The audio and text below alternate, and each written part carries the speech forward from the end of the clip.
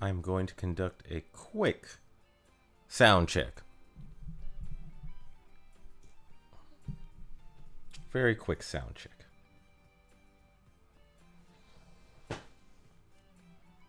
Oh.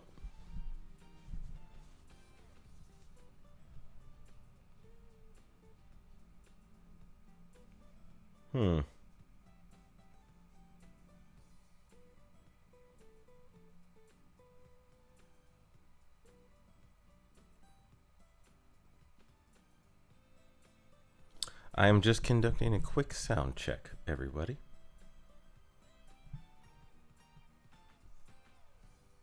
Fair warning. Yes, I have drank a little. It is Saturday evening.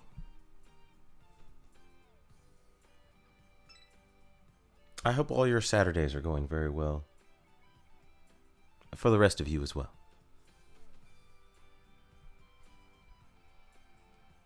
Fair warning. Yes, I have drank a little. Okay.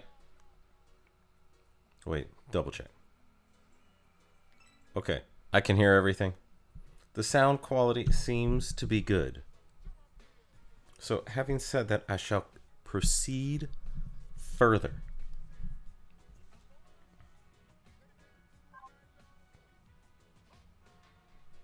I also retrofitted Mars, as you can see. I'm just double checking some things. It looks like,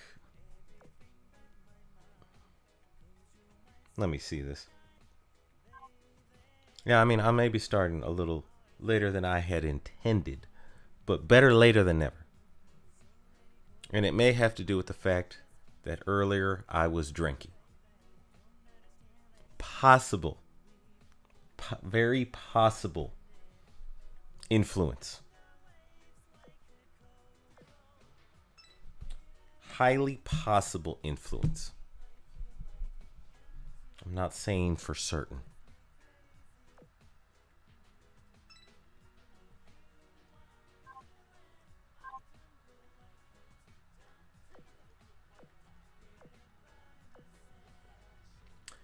Anyway, by the way, if anyone's listening, it looks like I have a couple viewers. So look, and if anyone's listening, I have a question for you guys. Do you know your drunk personality? This is very important information to know about yourself. Because some people, when they get drunk, they are actually not in control of themselves very well. But on the other hand, other people, when they get drunk, are in fact very in control of themselves. And those people that are in control of themselves know that they can drink just a little bit more. On the other hand, if you're one of those people who knows alcohol makes you lose control over yourself, you know you shouldn't be drinking very much at all.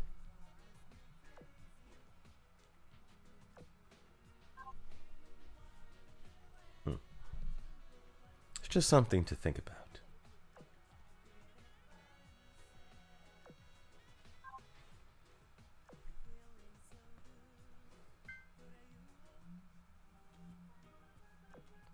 Okay, I only have one more rental login ticket.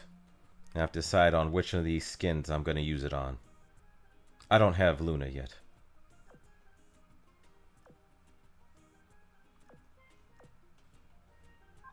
The only one that I really care about is Tamaki. Like, that's the best skin.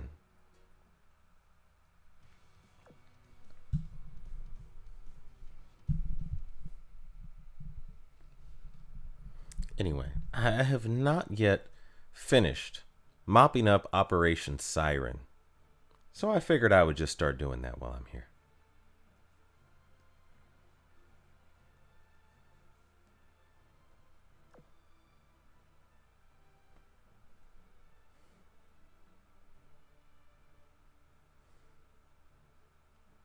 By the way, has anyone followed exactly when you hit the auto button in one of these zones, what your ship or your fleet that's doing And it annoys the crap out of you because you know that there's a much more efficient way to do it than the method that the auto fleet goes through.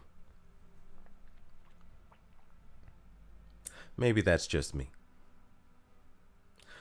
But sometimes I do sit back and I get annoyed. I'm like, why did the auto fleet go this way?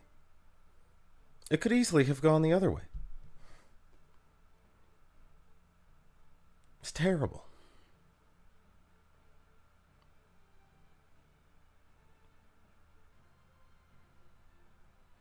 It's atrocious. This auto fleet, in terms of efficiency, is absolute trash.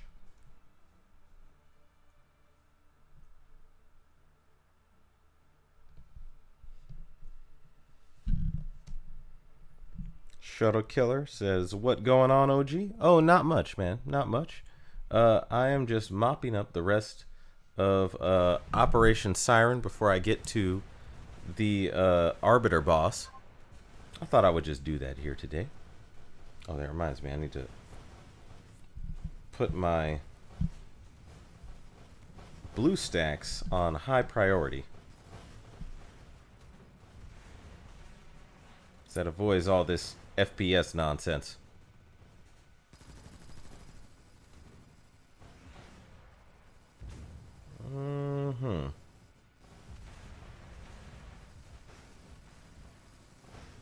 That is strange. I don't see it.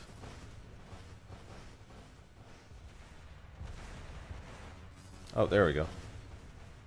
Okay, and set priority. Real time.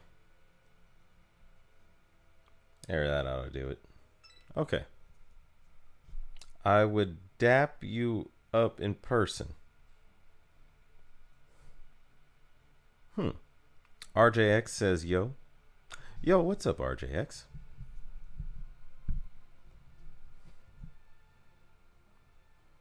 I am a little buzzed. I drank this very nice German wine. And, I am a tad bit buzzed. Just a little bit. Actually, funny thing is, I drank 2 German wines today. Well, more like a bottle and a half.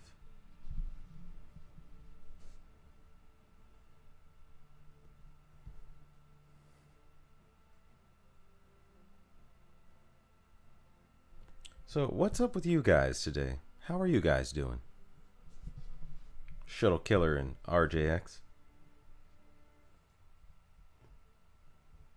I'm also still drinking, by the way. Just a little bit.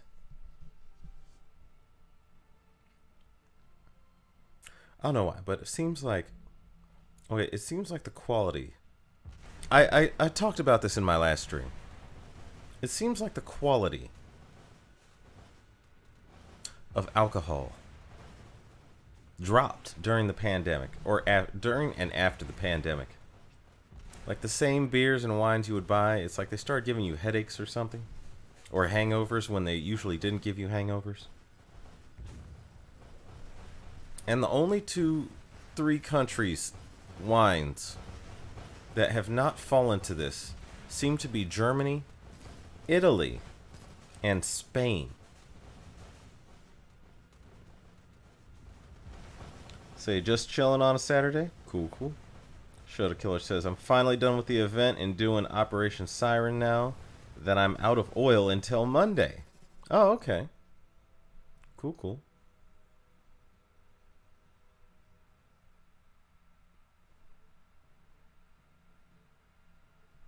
Yeah, I still need to grind some of this event, mainly because I want the points in the I want the rewards from the point markers.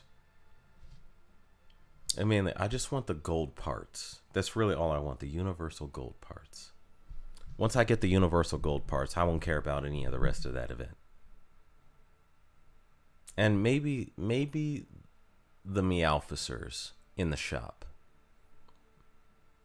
What I'm looking for is a Bishimaru Meowficer that has a faction buffer and good carrier buffing skills. And I'm looking for a Meowfisser like that for my IJN fleet. Say everything is cutting corners because of the pandemic. Yeah, that would not surprise me. Everything except Germany and Italy and Spain. They did not cut their whoever makes their wine, they still did not cut any corners during the pandemic. Because their wine is still top notch. I'll tell you whose wine I don't trust and would absolutely never, ever drink. California's. I don't know if you all remember back, I want to say it happened like 7 or 8 years ago, but there was an incident with California wine where someone started taking California wines and testing them, and they found arsenic in some of the wines. And I don't know how that arsenic got into the wine or why, but I immediately put a stop to all drinking of anything made in California. I was like, they put arsenic in the wine? California, what are you doing? You messed up. You royally messed up. I'm starting to, like, I was born and raised in California. I hate California now. And you know what's weird is everyone that I know of if I travel somewhere, everyone's like still has this image that California is this like paradise. That is long gone. Whatever you thought you knew of California is long gone. Said, oh yeah, it's probably the rain.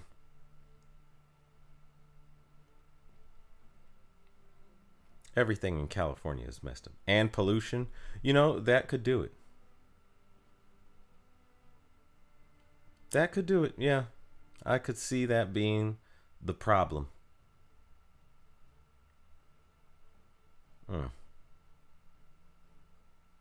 Dang. California. The one place I saw, I was born and raised in paradise, and I sat back and I watched it turn into a total colossal shithole. They need to fix that state. Or just let the earthquake take it off into the Pacific Ocean and disappear for the rest of all eternity again. I mean, one of those two.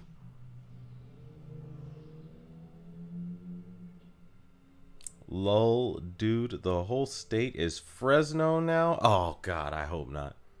I thought it was just San Francisco, San Diego, and Los Angeles. Yeah.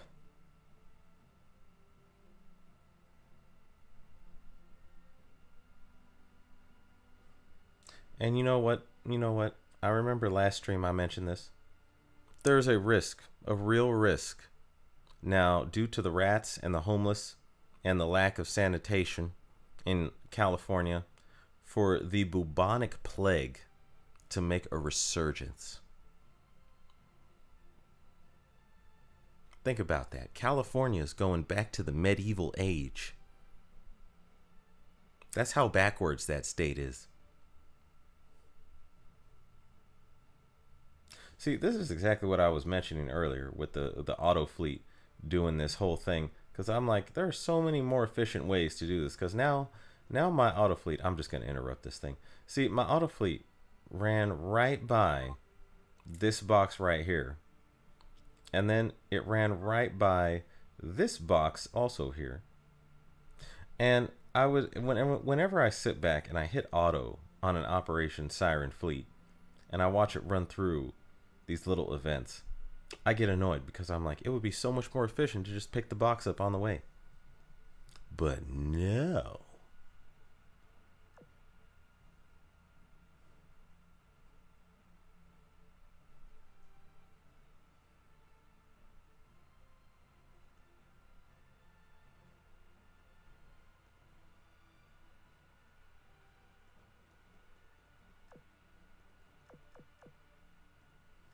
Didn't mean to undo the auto that time. Oh, what's up, Ritus? How are you today, Ritus?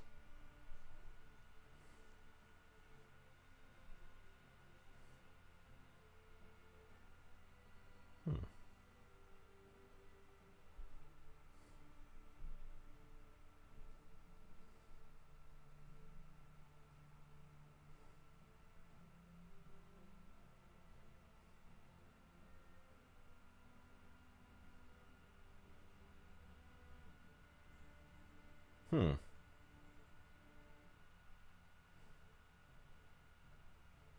Yeah, this path is not that efficient.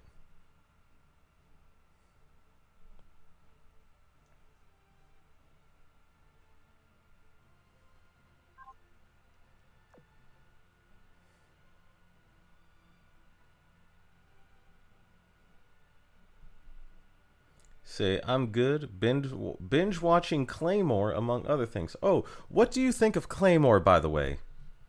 Claymore is literally, I would say, my maybe second favorite anime. I'm interested. What do y'all think of Claymore?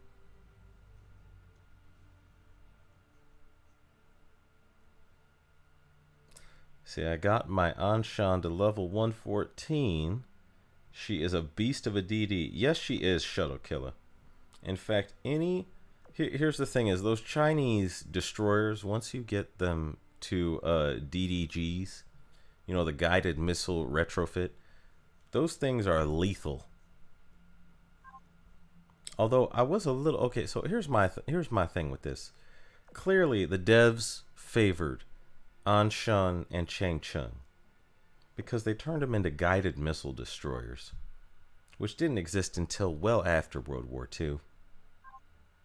And I'm sitting here thinking to myself, if say the devs were to introduce chronologically in World War II lore any type of guided missile, you know, at all, it should have been the Fritz X fired from a certain, a plane.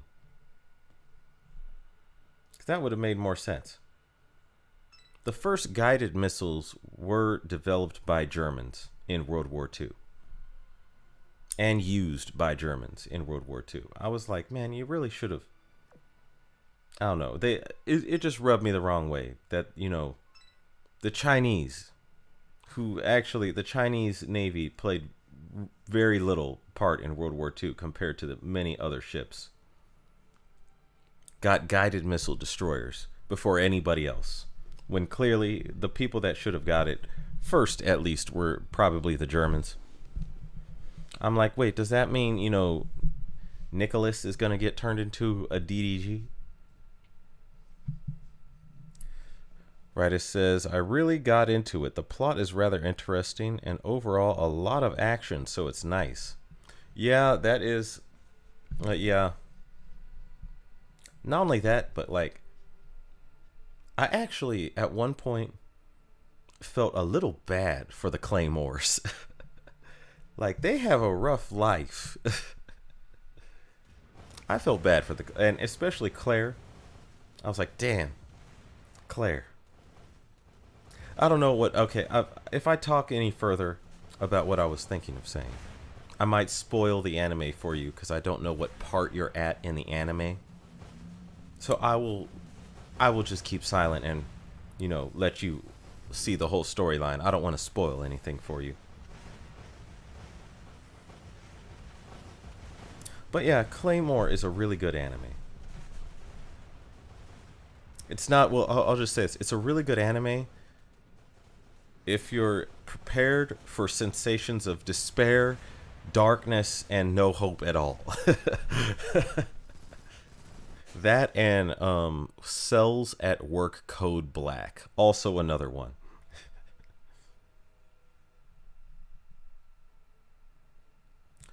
See, where are you watching your anime? Me? Or Ritus? Yeah, they do. I really liked Teresa. Okay, so here's the thing. For me, in that anime, Teresa is actually the most likable character. Like, she's even more likable than the main character, Claire.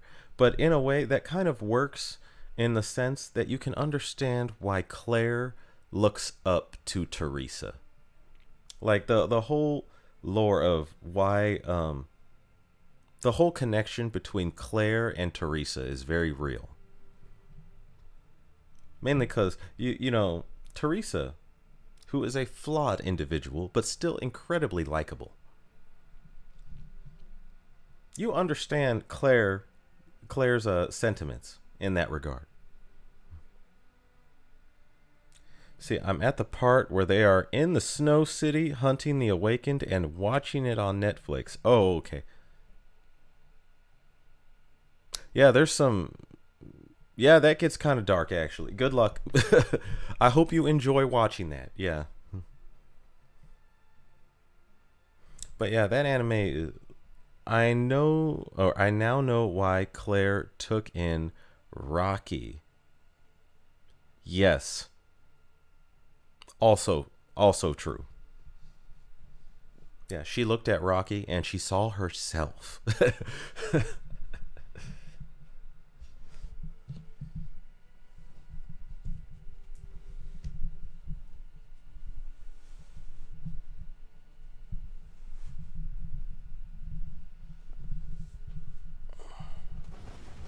I'm trying to shift something so I am more comfortable. There we go.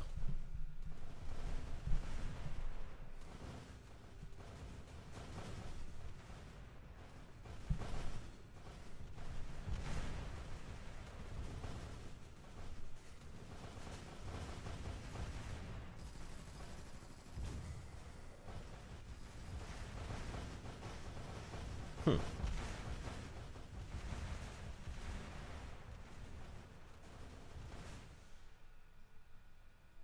I'm trying to remember what episode. Okay, so yeah, plus Claire casually solos 4 different single-digit claymores without breaking a sweat. Wait, do you mean Claire or Teresa? I remember when okay, I don't remember that anime fully. It's been a while since I've seen it, but I remember most of it.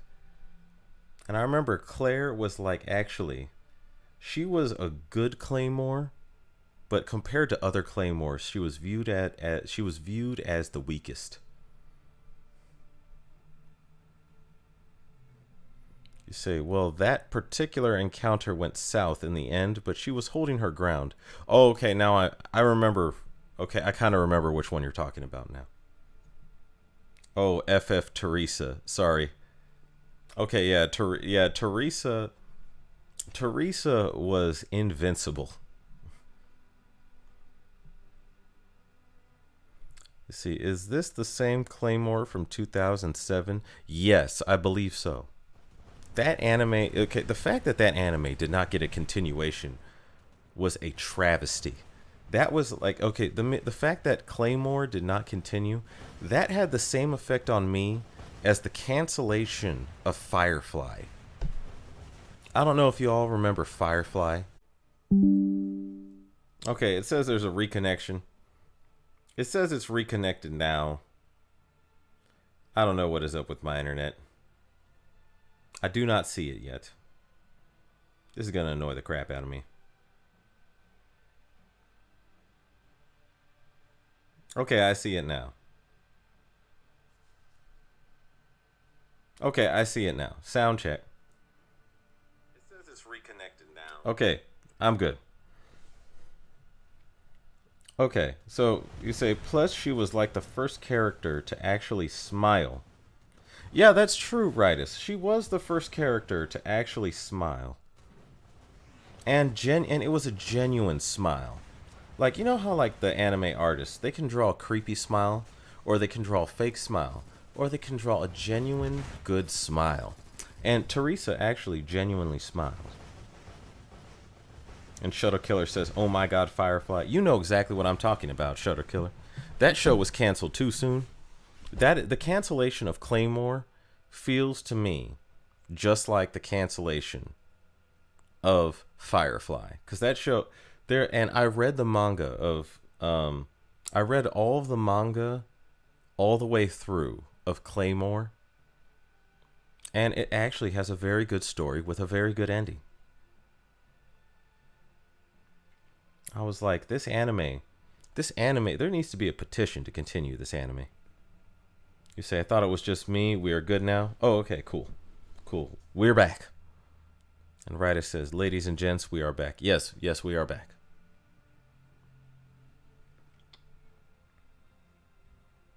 Anyway, the manga of Claymore was actually one of the best mangas I've ever read. I've only, there's been only like 4 or 5 shows, animes that I've been introduced to where I was motivated enough to just go check out the manga and read the rest of the story because I wanted to know what happened.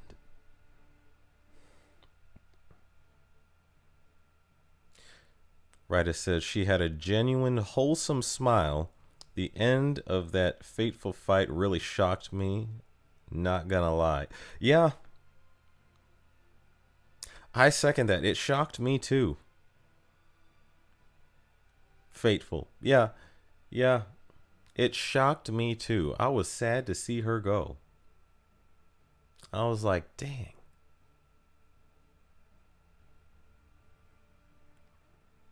You also kind of feel for her because yeah, sad. Yeah, she actually had like the one, I want to say, absolute sort of just cause in the anime that made you want to root for her. It like, run, little Claire, run. Yes, yes, that is true.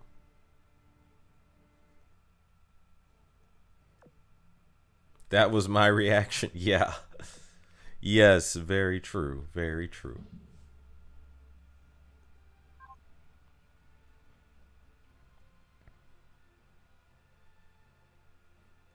That was my reaction too. I was like, ah, oh, man. Claire, you ain't gonna make it.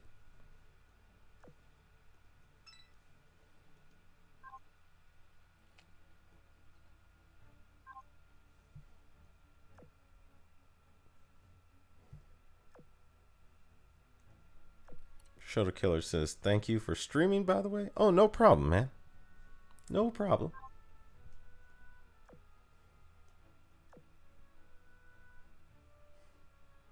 Oh, fair heads up. I won't be streaming tomorrow night.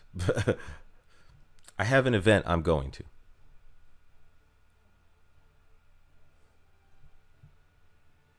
I'm going to be trying to stream every other day. Oh, and I'm traveling on Monday.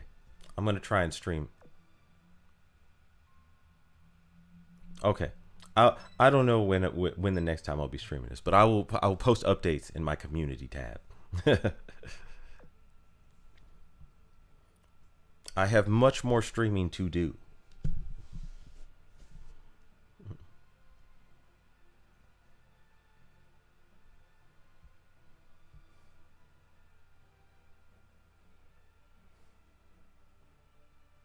I gotta say, you say cool, cool, no problem. Cool, cool.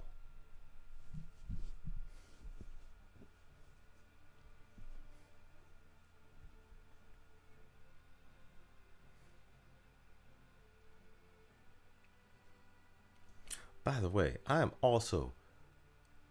I think I found out what was finally wrong with my big laptop, my gaming laptop, because I'm streaming this from my notebook.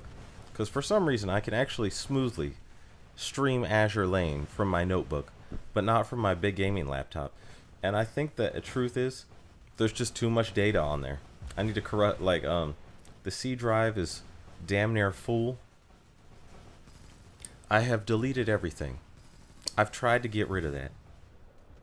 Oh, wait, hold on a sec. Rita says, oh, but one problem I have with the way they fight, they keep trying to cut off the monster's arms for some reason. Aim for the head. Yeah, that's what I was thinking when I was watching that anime. I was like, you have these giant swords, you keep trying to take off limbs and stuff. And you know what I thought? I thought like, okay, so if I was a monster fighter, like let's say I was, you know, a Witcher or, a Claymore.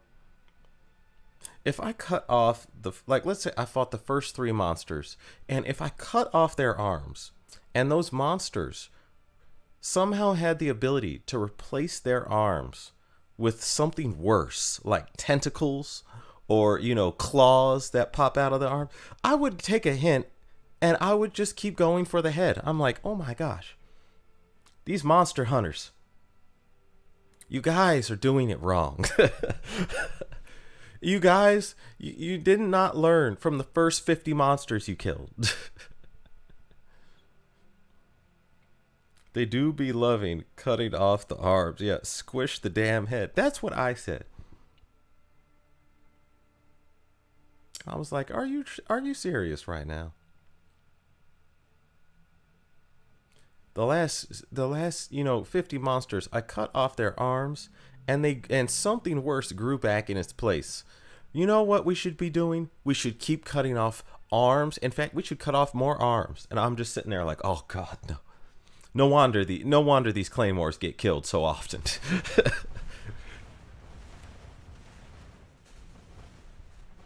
It's the heat of battle.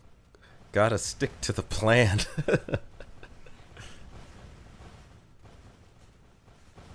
Claymores. That was the one thing that kind of annoyed me with claymores. I was like, yeah, there's so many opportunities. At least from my brain, my anime fantasy, you know, tactical brain. I'm just sitting there like, you could have stabbed through the head, you could have cut the head off. You had an opportunity there. You had an opportunity there. But no, they're like, we got to disable it first. And I'm like, if you try and disable it, that plan may not actually go according to plan. But cutting off the head, that is a clear end. That is a clear goal with a clear result that will result in total victory that you should probably focus on. Probably. See, squish the damn head. Yes. Oh wait, I already read that. Okay. It can be all over in 10 seconds, but no. You had to make an emotional speech, and make it this much elaborate and difficult for yourself. Amazing planning. Maybe the trick is to emotionally scar them first. It's sort of like yeah, after you have cut off the arm and while the creature's growing the arm back with something like tentacles or multiple claws or something, that's when it's time for character development. It's like anime. I cut off his arm. The enemy's growing stronger. Wait a second, I need to develop my character. I need to tell the backstory. My entire backstory. I'm like, couldn't you have done this before the fight? Maybe after the fight, even, if assuming you live.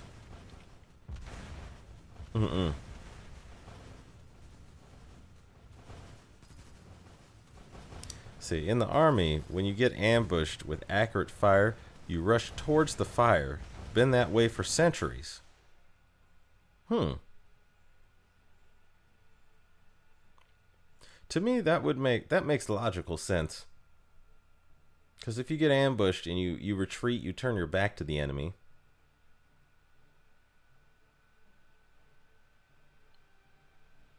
I guess if you flank, you don't know if you're running into another ambush. Yeah, I guess that makes sense.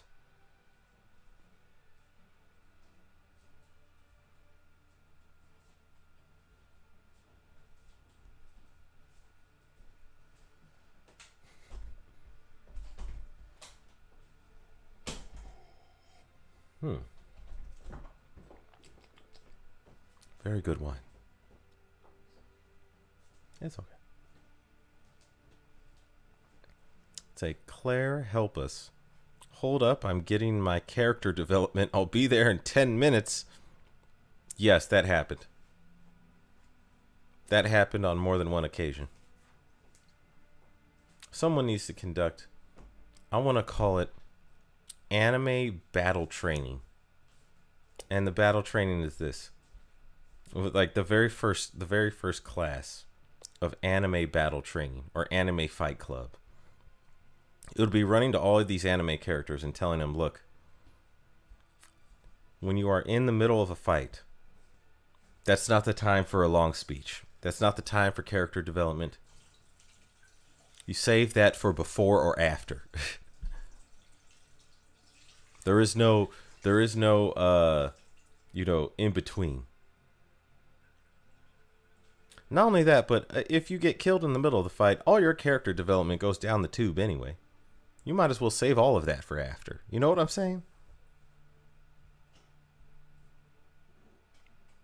You guys will be fine. Yeah. This is what I was saying. I was like, character development is for before and after a fight, not in the middle. Oh, and what's another thing I'm looking for? There was another thing I was thinking about that I see that is a trope in anime fights.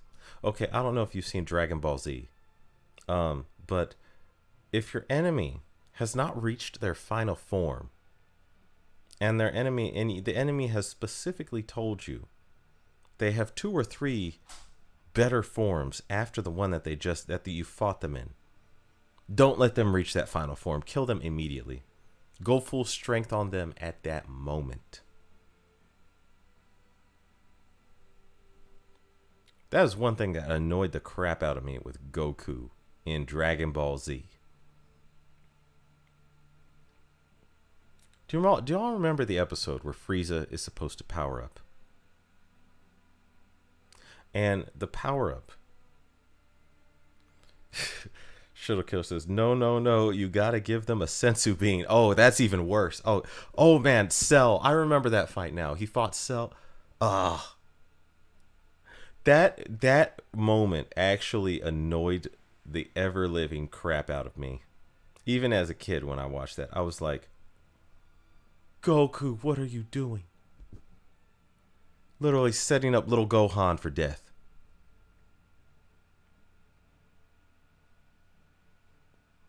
That was a moment where that made no sense to me. And when I was watching it, I actually got upset.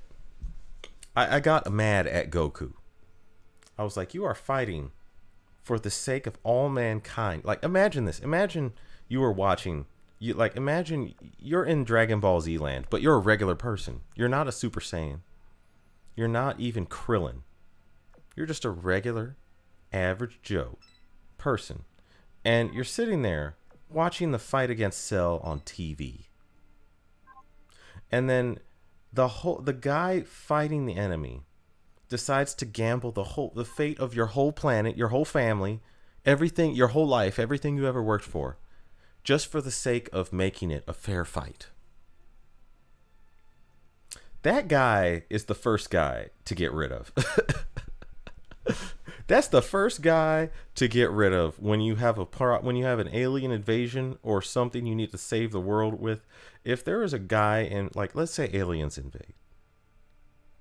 If aliens invade and we start actually somehow acquiring an advantage on these people, and then one guy in my, resistance paramilitary fighting group fighting the alien invasion says, wait guys, we need to let them recuperate their strength to prove we're better than them. We need to beat them in a fair fight. That guy is immediately getting the axe. That guy's the first guy you get rid of.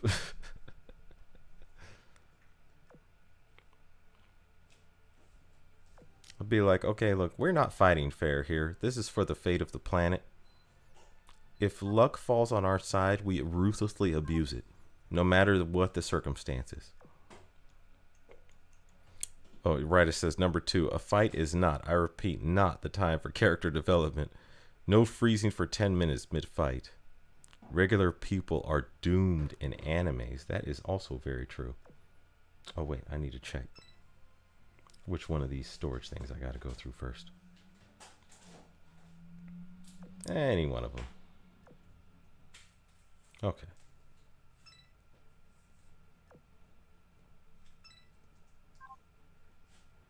Yes, this is true. If you're a regular person in an anime, you drew the short straw. There's no other way around it. You drew the short straw. If you let me put it this way, if you get isekai'd by some bizarre chance into an anime and you wake up as Krillin, it's game over for you. Like what do you really do? If you woke up in Dragon Ball Z land as Krillin or Yamcha, just one minute you were asleep, the next minute you woke up, you're a regular person, and everybody's got superpowers and they're battling each other and there's nothing you can do. I would become a supervillain. Like, this is the one circumstance where I actually understand Lex Luthor becoming Lex Luthor when there's Superman and Batman in his universe. He was watching all these superpowered people. He's like, oh my God, I have got to step up my game. I'm going to be developing super suits with kryptonite and everything. See, if aliens came to Earth, we would be doomed. They traveled across the galaxy. We can't even put one of us on another planet. You know, Shuttle Killer, you make an excellent point. Writer says, yeah, although as humans, we would be too annoying to be governed by aliens.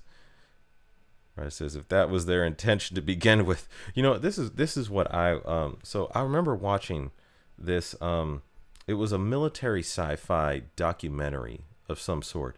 And it was trying to discuss what aliens would do if they actually, like real world aliens, if they came across planet Earth. They actually would never try to invade the planet and fight us man to man. If they if they mastered light speed, there are so many other ways they could take us out. Especially, let's say they know microbiology. They could probably just engineer a virus that is unkillable and kills only humans straight from their mothership. Send that down to Earth in a meteorite and just kill all of mankind. And then, like, if they had mastered light speed, microbiology would be nothing. They just send one little tiny microvirus that shows up, kills all mankind, like a super COVID, knocks everybody out, and then they'd show up on the planet after everybody's gone. And they'd be like, huh, nice planet you got here. Be a shame if someone took it. Or let's say, you say orbital bombardment. Yeah, that's true. Cowards, I demand a one-on-one single combat. Oh, here's another one. Imagine this. Let's say aliens came across planet Earth and they wanted to just obliterate it. They were like, you know what? We hate that planet. Fuck that planet Earth. Let's get rid of it. They would not need to invade it or lob, even they wouldn't even need a laser. They would not even need to, use a laser on it or some kind of, Death Star, death ray type of thing. Like, because if you have mastered light speed travel, odds are all you need to do is find a meteor or an asteroid that's big enough, like just a floating rock in space that's big enough that when it leads to a head-on-head impact with planet Earth, it blows up the planet. Total destruction. That's all they would need to do. Just tractor beam. Like in Star Trek, it's called the tractor beam, where you have a beam that can grab a ship with a force like gravity, or grab an object in space with a force like gravity and move it around. All they would need to do is just tractor beam a giant asteroid and lob it at Earth. We wouldn't be able to stop that.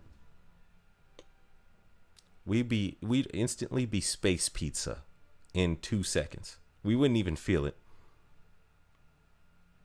Just 1 minute, you blink, and the next minute you're counting daisies. In the afterlife, you're at the pearly gates of heaven. You're crossing into the halls of Valhalla. You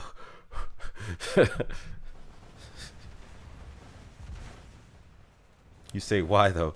Just because of spite, I guess. Just move it 1% out of the sun's orbit. Oh, that's another one. Yeah. Right. And watch the fun on TV. You know what's funny? Do you remember that movie? What was it? 2012 or something like that, where the whole planet goes through an ice age. Like, to me, I honestly think there's underground bunkers and stuff set up, designed specifically by billionaires to suffer through certain things.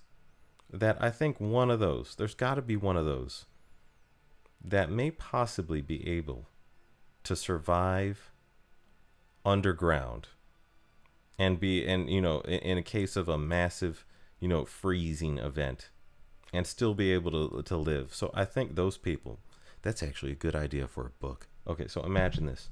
Imagine this. Let's say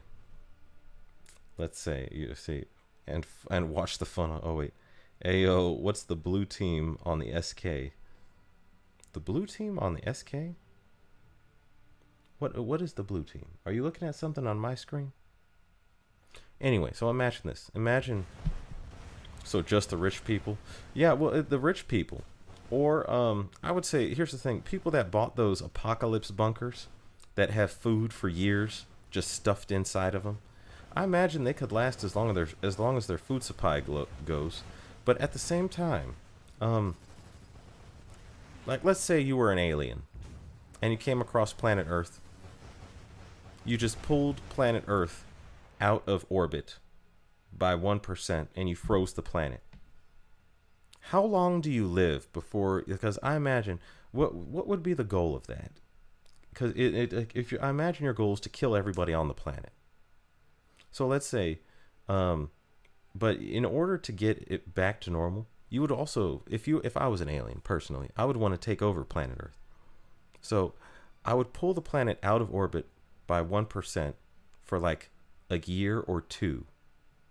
Watch everybody or everything on the planet die, and then I would push it back into orbit, and that just refreshes the planet. It'll go back to normal, and then I could set up a habitat on that planet. Maybe colonize it.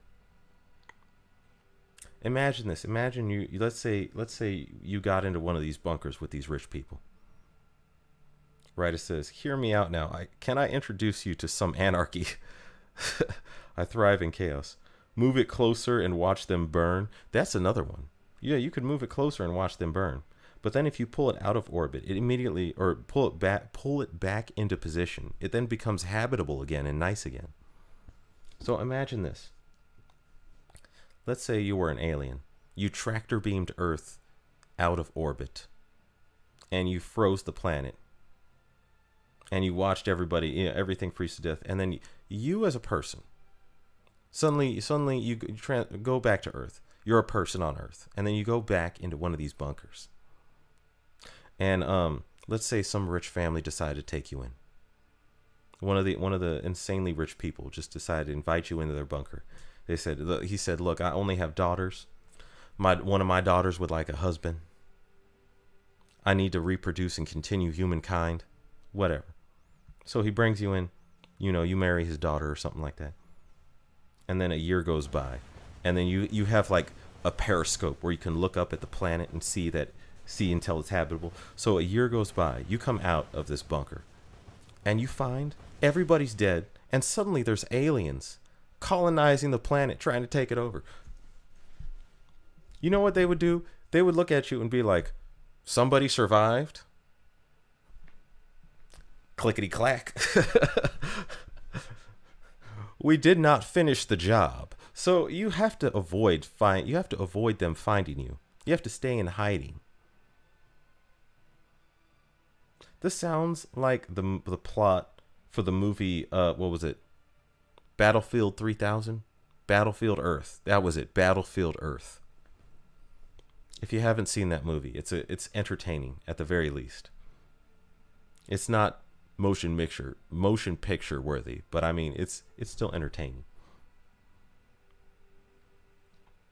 See, or do a massive battle royale. Last human alive gets to live. And yes, like that would happen. You know what I think they would do? They would probably, if they found you, they would put you in a zoo. They're like an alien zoo. They would be like, "Oh, one of them survived. This is perfect. We can display this animal in a zoo for the rest of alien kind to show that we have in fact conquered this planet."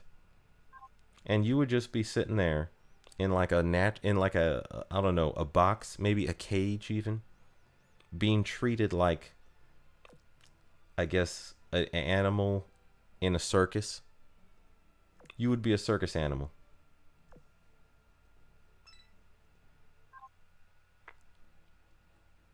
Ain't nobody got time for that.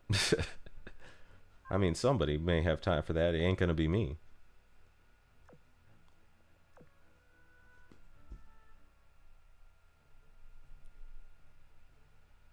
Random millionaire. Hello there, random citizen. Want to marry one of my beautiful daughters? Here's the thing is they probably won't be beautiful. They would be just trying to find somebody to continue the human race with. At the same time, if everybody else on the planet is dead, I mean, ain't nothing else better to do. I don't know about you.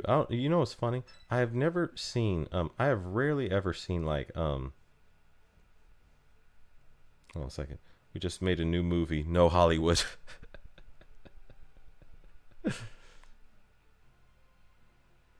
Could you imagine that you pop out of the planet, you pop out of the bunker after a while, you probably have like 2 or 3 kids with this woman because there ain't nothing better to do in a bunker than, probably eat and, get your business on, you know what I'm saying? Actually, if it's just a year, the max you could have is 1 kid with 1 on the way. You got to think about that too. The 1 a.m. genius be hitting us right now. Yeah, so you pop out of you pop out of this bunker, and your whole goal. My immediately thing is, let's say that scenario happened. Twins. Oh yeah. Okay. If you have twins or or triplets or what is it? Quadruplets or quintuplets? Sextuplets. The number goes up. If you have one, however many you have in that first pregnancy, you'll be. Yeah, I mean that's your mission, is protect the future of mankind. Or the other triplets, Moshi Moshi. Oh, what's up, Bwop? So, yeah, let's say, like, I'm just saying, if I was in this scenario and I popped out of this bunker after a year underground and the planet had restored itself and I was looking around and I saw aliens trying to colonize the place, first thing I'm going to do, never, ever get spotted by an alien. I don't know what their plan is. But I imagine if they already killed everybody on the planet, it can't be good.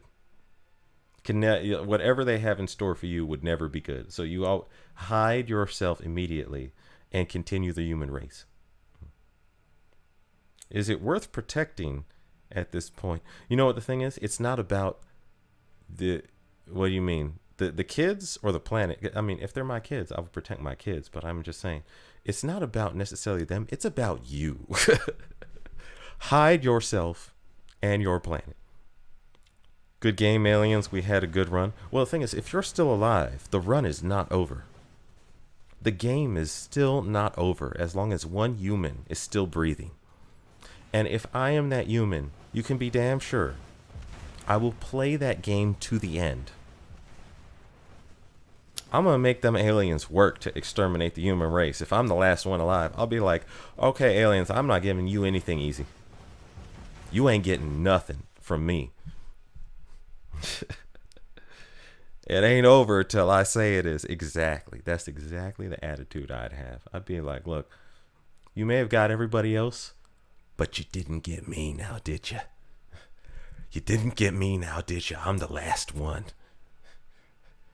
I'll fight you to the bitter end. The scourge of the aliens. That would be my goal. Yes, I would become the scourge of the aliens.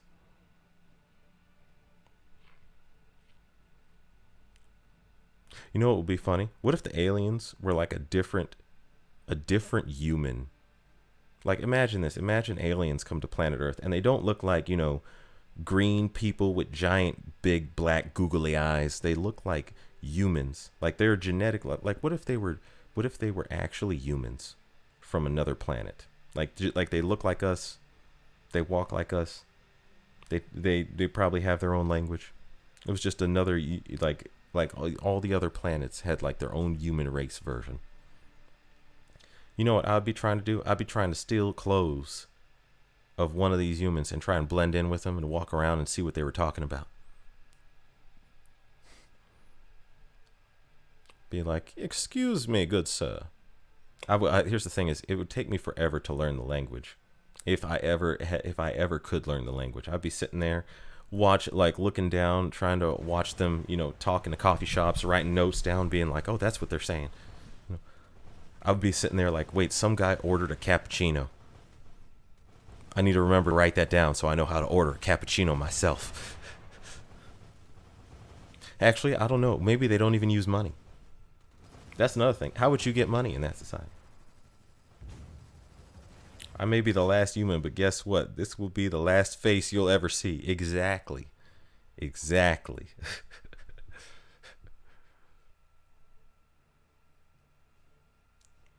If humanity's last run depends on my legs, then humanity's last run I will be running the fastest any human has ever run in their life.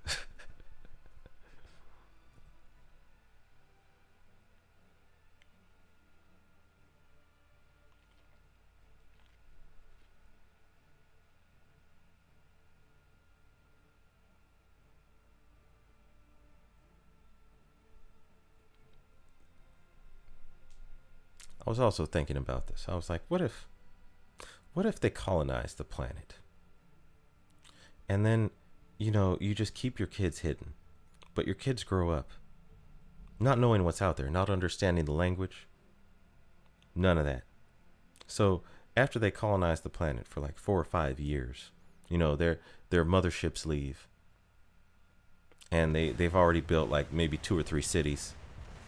But your kids are like barbarians out in the middle of nowhere, trying to hide and survive, trying to eat fish, if there's any fish left alive after the planet froze. I imagine there'd be some bacteria, some algae you could probably eat.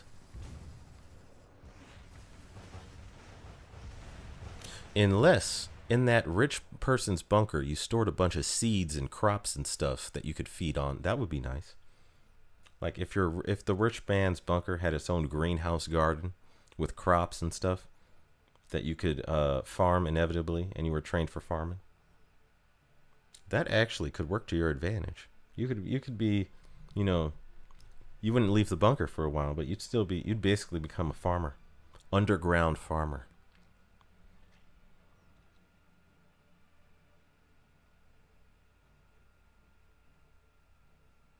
You get one ship girl to protect you. Who would you choose? Enterprise.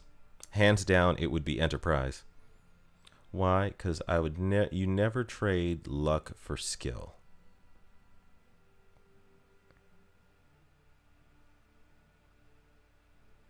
And you're going to want to be lucky. You're going to want to be the luckiest person in the world at that point.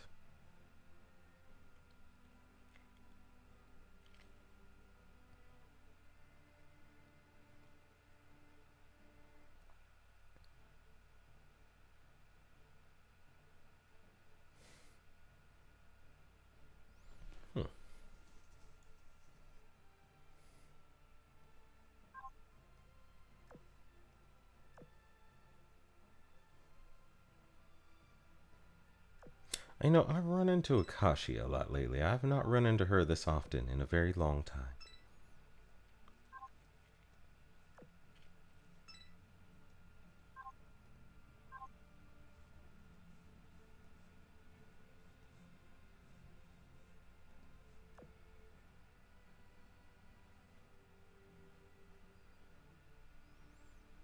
Hmm.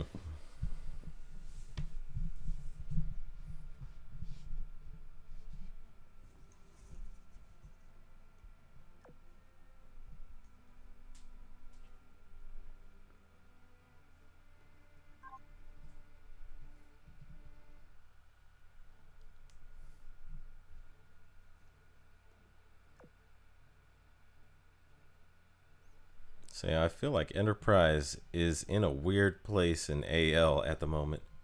You mean like in terms of meta-wise? For having been one of the first ship girls introduced in the game, she's still top notch.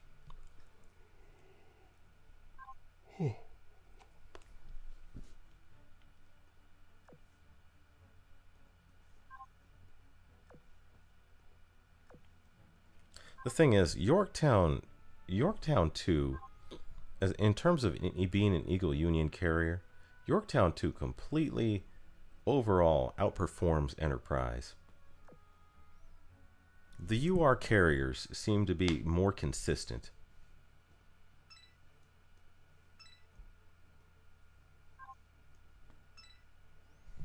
People say she's not that good anymore, but I still use her in all my boss killing nodes, like 14.4, etc. I used her to clear 14.4, yeah. And I had her in my boss fleet. She is still very good.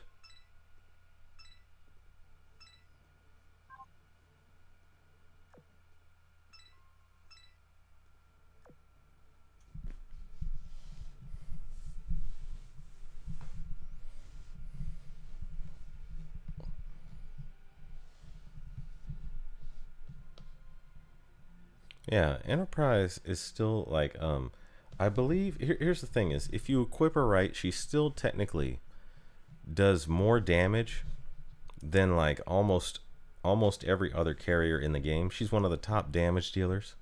It's just if you're going for something specific, like let's say light armor.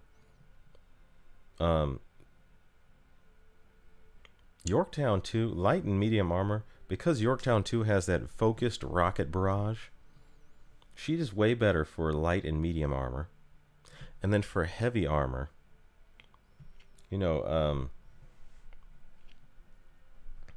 I guess Hakuryu has very good dive bomber efficiency and dive bombers, and Shinano has very good dive bombers. Yorktown also has a very good dive bomber setup. I'm like, dang. Yeah.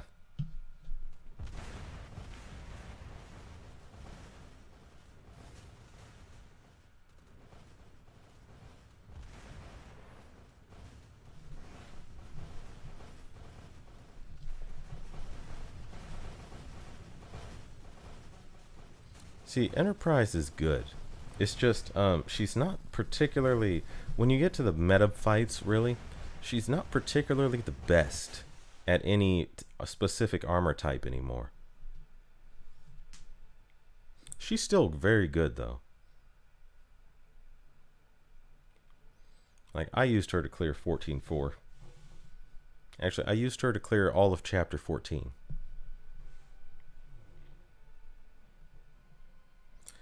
Plus 13 Tenrai and plus 13 rockets on Enterprise.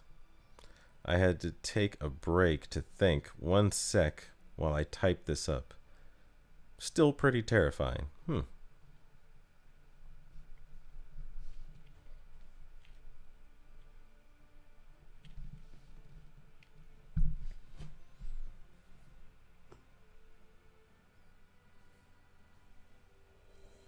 I am now out of wine. Tragedy. But I have cashews and peanuts. I love me some cashews.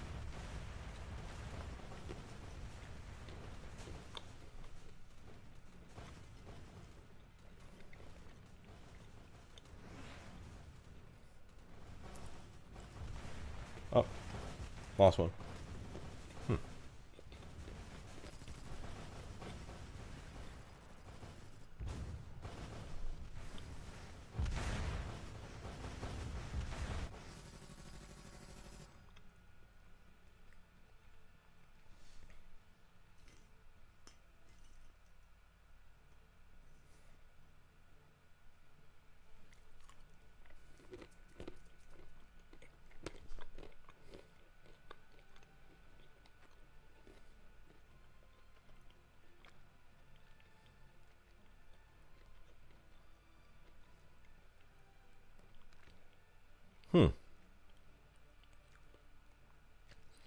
Shutter Killer says, movie premise.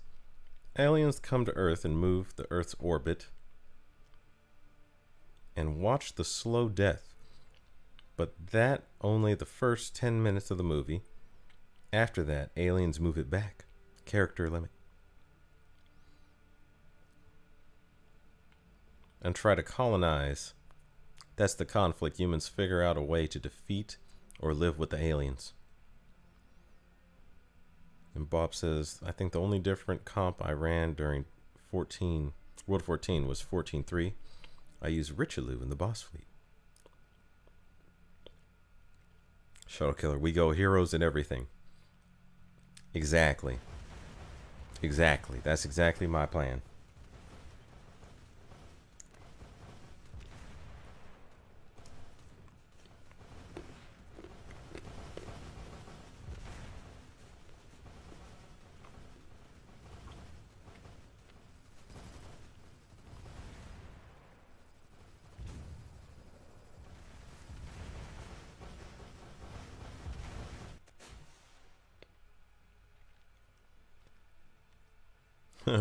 Why aren't we millionaires already?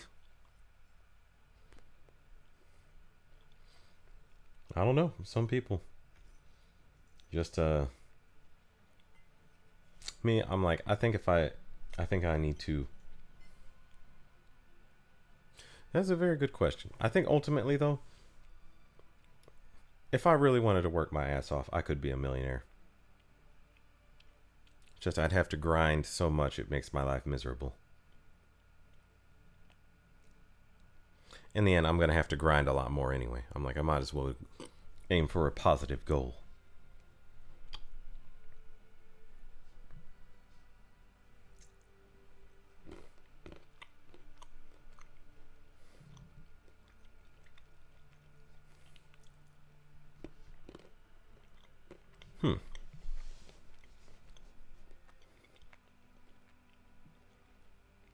Starring Chris Pratt and Angela Bassett as Earth Leader. Oh gosh.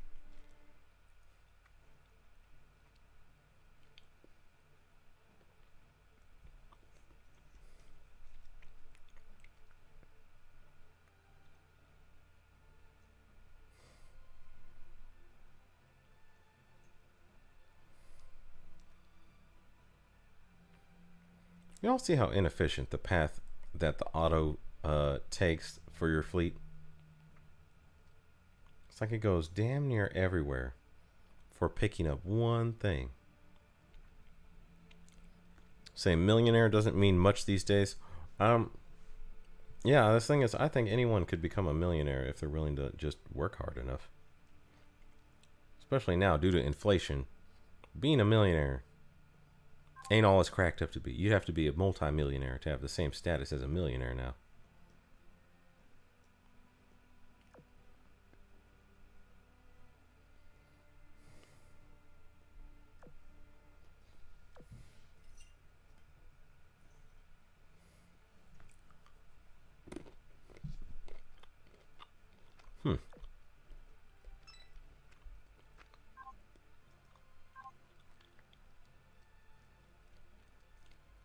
Millionaire is a huge range, yeah.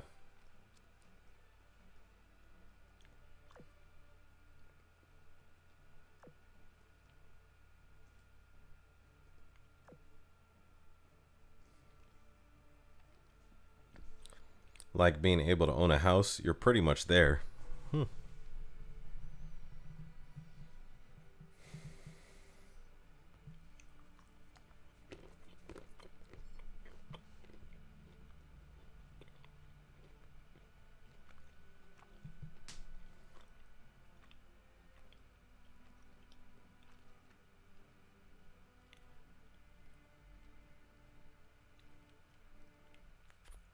These were some very delicious cashews.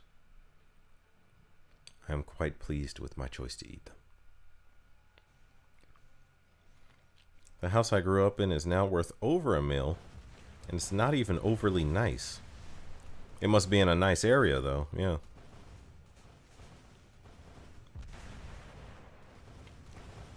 That's besides the point. We need a good CGI team.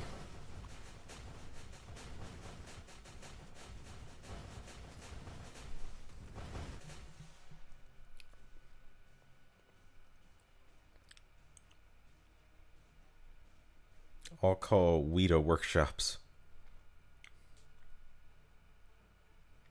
As long as you don't get the guys working at Marvel right now. Marvel CGI looks like total crap compared to what it used to look like.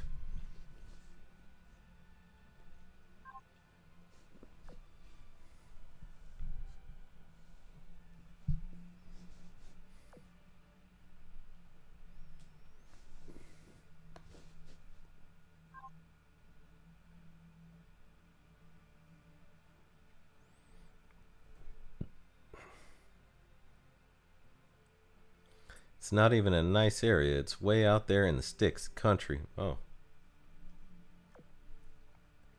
I know the house I grew up in California was stupid, is like stupid expensive now.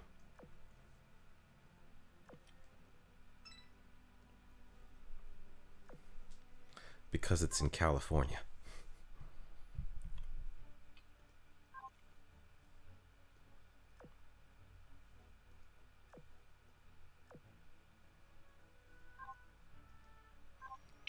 I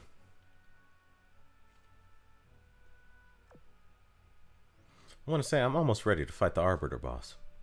Almost. But not quite.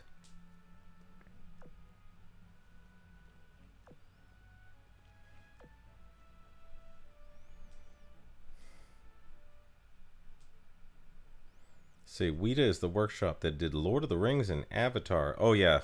Yeah, that sounds... Yes, get them. Get them, please. You have your priorities straight, sir.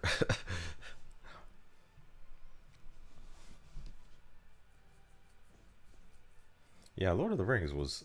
Like, I recently watched Lord of the Rings. The whole trilogy. I did not watch The Hobbit. I tried watching The Hobbit. I just can't get into it. I made a legitimate effort. But I recently watched the Lord of the Rings trilogy. And yeah, it was still good. Like quality wise and graphics wise. Which Arbiter is it this month? I have not checked. I don't know. Let me find out myself. I've also been playing Warship's Fleet Command. Whenever I'm not like playing Azure Lane or War Thunder. That game is addictive.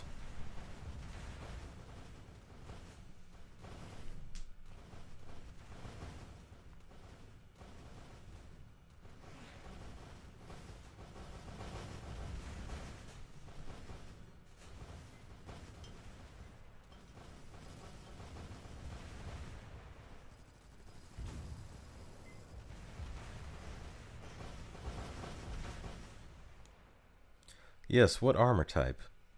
Oh, I don't know, but I'll find out. The Hobbit was pretty subpar. You know what annoyed me about The Hobbit? Because I remember trying to watch it, man. It felt like it felt like they had since the book itself was not long enough for 3 movies. It felt like they were trying to drag out the whole thing, but they didn't even drag it out with like actual interesting stuff. They dragged it out with nonsense, which is the worst thing you could use to drag a movie out with. So they start, having like songs or barrels being, the barrel scene where the dwarves are in barrels and bouncing down the river. Like they tried to drag the movie out with ridiculousness. I was like, oh man. That's what I hate about this movie. And after Lord of the Rings, which was absolutely not full of any ridiculousness, but good spirits and originality from the book. Like they originally tried to stick to the trueness of the book. It just felt like a cheap cash grab at that point. Like, why are you stuffing in them singing songs for this long? Or the dumb humor, like the scene with the trolls, where it was just disgusting. And we were watching, like, basically the trolls do disgusting stuff. Like pick their nose, or, fart, or move their stuff. Or, like, I was like, they had the trolls on the screen doing this for like 10 minutes. I was like, this is some bull. You guys,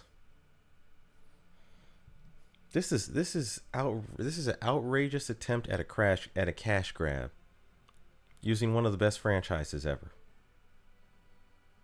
You could have filled it with something interesting, like, I don't know, give maybe, I don't know, more of the dwarves Give the dwarves a backstory, like each individual dwarf. You could have given each of them like a backstory. And then that would have actually made us care about the dwarves more. Because I remember when I looked at the dwarves, I barely even, I couldn't even remember their names. I literally described them as like, that's the one with the red hair. That's the, you know, the annoying one. That's the short one. Like, say, I missed Tolkien in school. I was reading Redwall and Forgotten Realms back then. Bob says, yeah, it felt like 99% filler. Hey, though, it was still better than Rings of Power. I did not watch Rings of Power. I could tell that was a shit show from the beginning. I saw the trailer, and there's another YouTuber I watch who is a die-hard Lord of the Rings fan. And he watched Rings of Power, and I just watched him make a video and tell me about it, and I was like, oh yeah, I'm not watching that. That's gonna be a pass for me.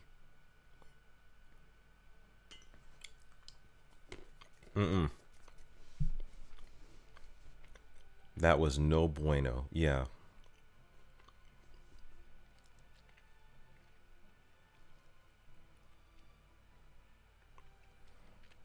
I wasn't gonna watch that. I'm sitting here watching all my favorite franchises just go down the tubes, and Lord of the Rings is a hard one to watch go down the tubes, but it was not as hard as watching Star Trek and Star Wars go down the tubes. Cause like I was never a Trekkie. Like, you know, I was never like, you know, trying to dress up in a Starfleet uniform or none of that. Who was it? I will subscribe to that YouTuber. Critical Drinker's review was scathing. I trust the man. Oh man, it was okay, I like Critical Drinker, by the way. Critical Drinker is one of my favorites. I also watch Nerdrotic. That was the YouTuber, by the way. It was Nerdrotic. And then I also watch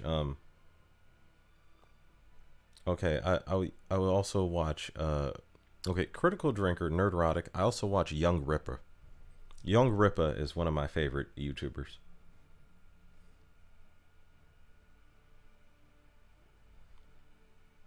See, I trust that man. I trust him too. Oh, do you also watch Doomcock? You guys also watch Doomcock? Doomcock's channel is another one that I watch. And yeah, his review is scathing pretty much also. of my okay, so my thing is this. I love like cuz I grew up like my dad was a fan of Star Trek. He was never a Trekkie. He just liked the movies. And apparently he watched the show somewhat. And then I also loved Star Wars because I saw all the movies and I played the video games growing up. And okay, so in the 90s, when they just started making good Star Wars games, you say Nerdrotic is pretty cool? I haven't heard of that one. Oh, Doomcock's channel is not Doomcock's channel is not called Doomcock. It is damn it, I need to find it. I need to find his channel.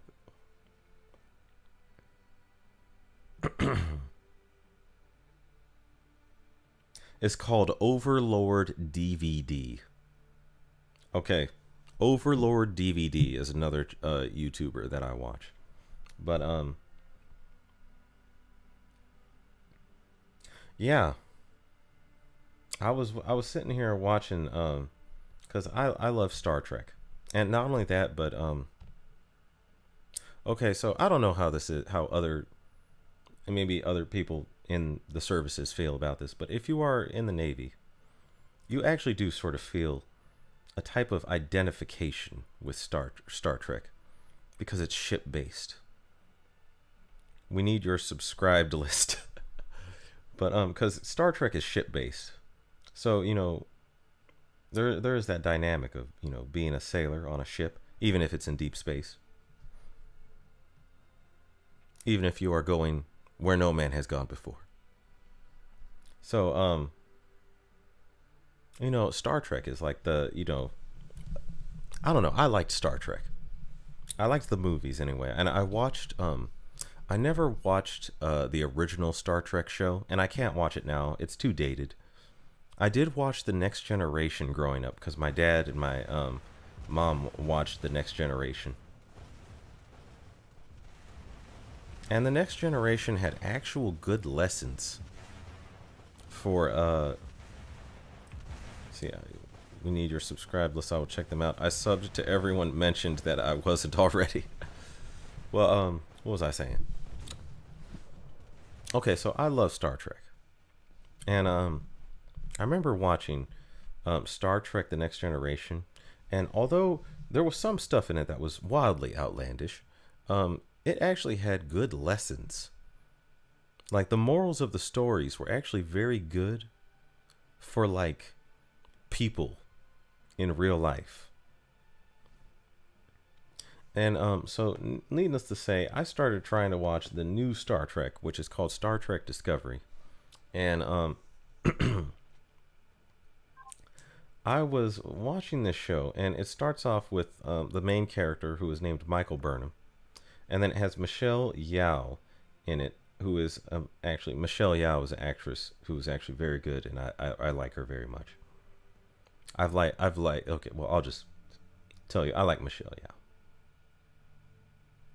Anyway, at least I think it was Michelle Yeoh.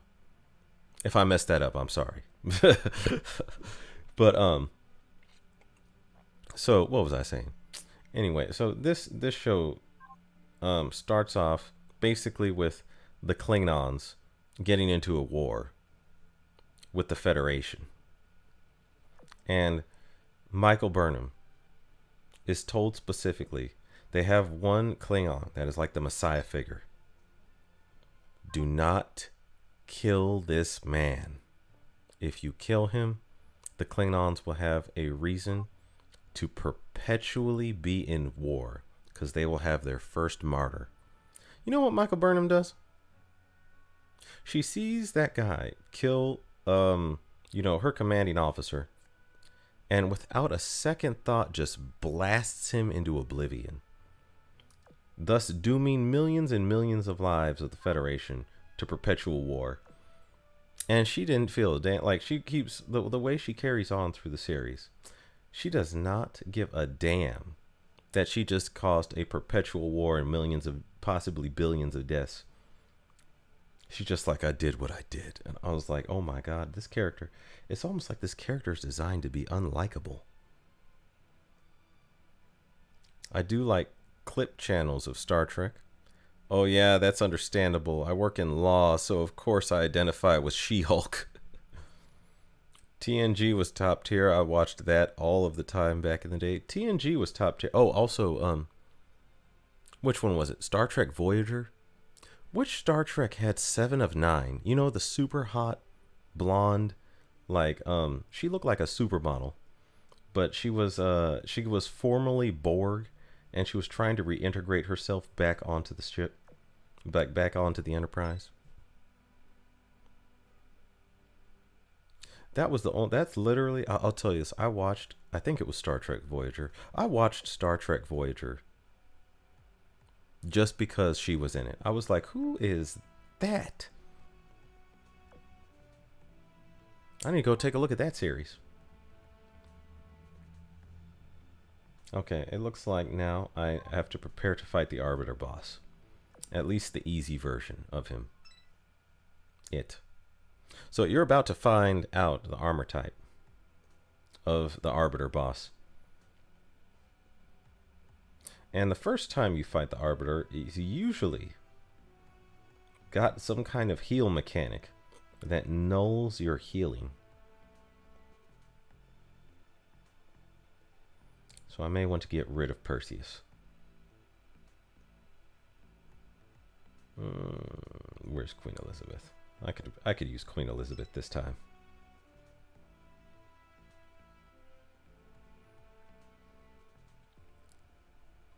Camel toe was that was Voyager.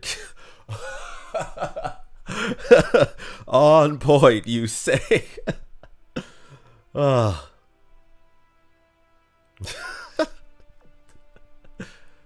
uh. You know what? You're not wrong. You are not wrong, good sir. I'm sorry. Oh gosh. Okay. God bless that actress. God bless that woman. She made, like, cause I remember after TNG, Star Trek was not that interesting. She made Star Trek interesting and worth watching for me again.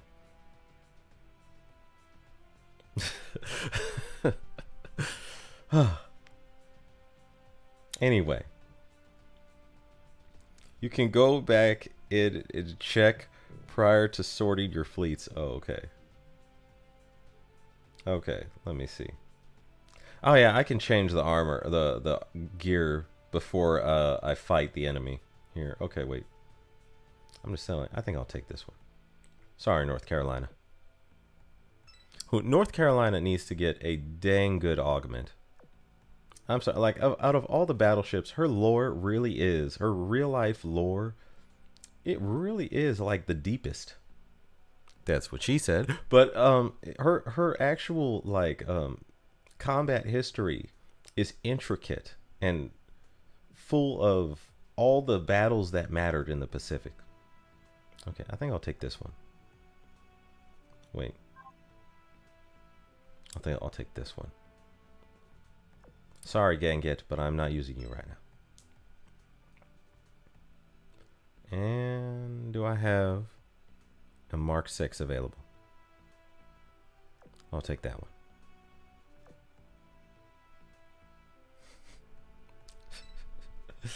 one. What was the actress's name that played 7 and 9? God bless her. I don't know what else to say.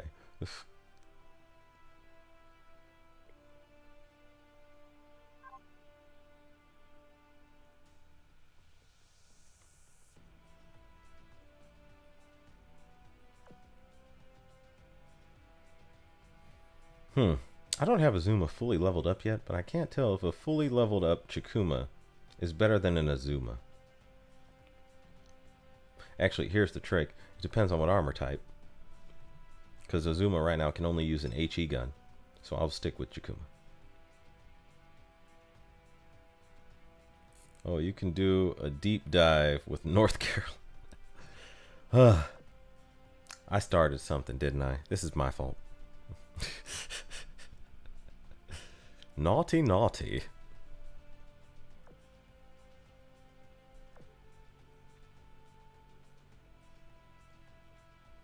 Okay. The fleet is this is what I'm gonna go in with. Which is also, nah, you can't say it for that one. Never mind.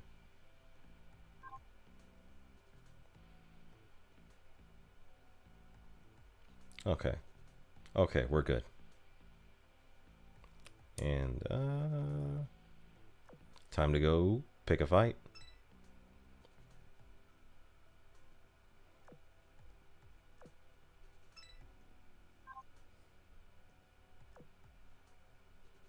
Oh wait, I just want to check Miami officers, just to be doubly sure. This is the right one, right? Yeah, that's the right one. And I'm gonna go down here.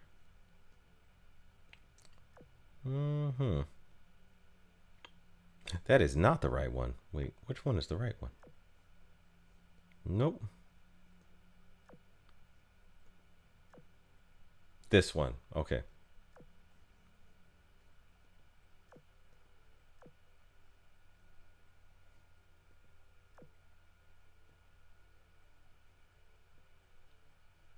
Okay.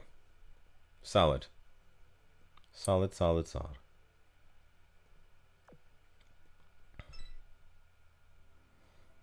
What's your Taiho loadout? Oh, I'll show you. Hold on a second. Oh, wait. I don't know why I went back.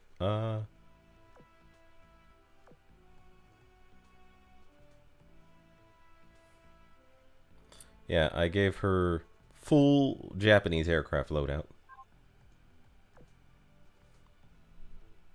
Prototype Tenrai. Oh wait. And I guess this is best for boss. She may need the enemy may need to get a slow, but Chikuma does have a slow, assuming her barrage hits, which is admittedly very unreliable.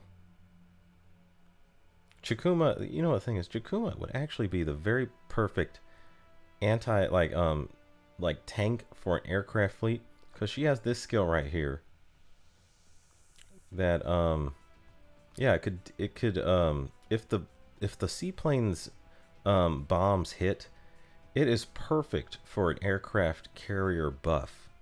It's very, well, not perfect, but it's very good. It's just they've rarely ever hit, but when it hits, it's a beautiful thing. Watching intensely for Arbiter type spicy.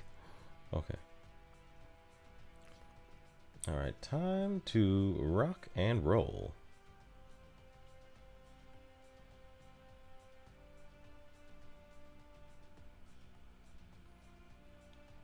Yeah, my level's a little low here. Like, my offense is stacked enough, but my survivability and my tactical skill are kind of low. So I am going in a little bit early, which is also what she said.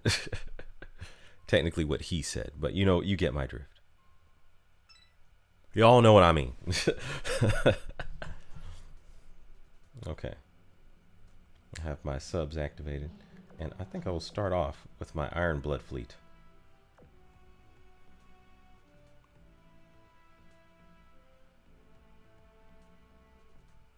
What's the enemy look like? Oh, it's the worst one. Ah, medium armor. Whoopsie daisy. I did not mean. I lost my headphones. Okay, there we go. This is the worst Arbiter boss for me. I hate this one. So Taiho's damage threshold went sky high with her augment. Yeah, it did. Okay, I need to change my plane loadout.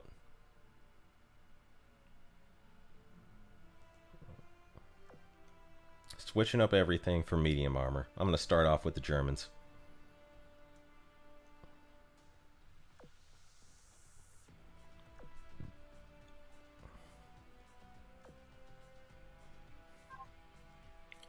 Let me see.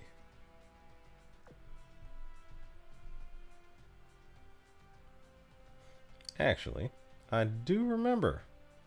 I had these dive bombers available.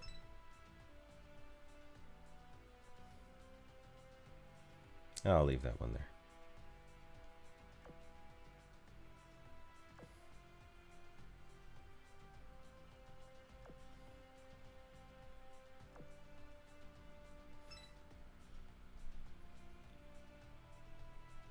We say, okay, I'm good. If you win, you can also call it finishing early. This is true.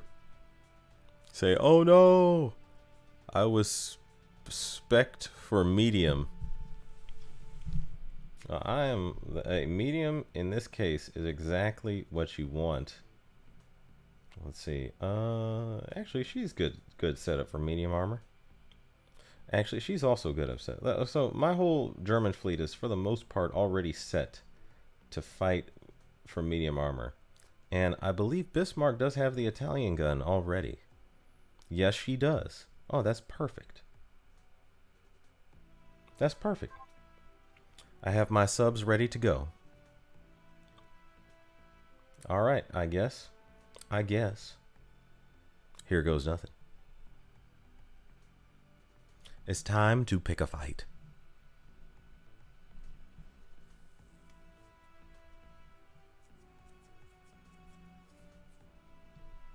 Granted, I'm really glad I have Musashi in this fleet because she is the best at killing medium or heavy armor. Musashi is top tier against medium and heavy armor. I would only be upset if it was light armor and I had Musashi in here. I'd be like, dang it. Okay. Calling the subs.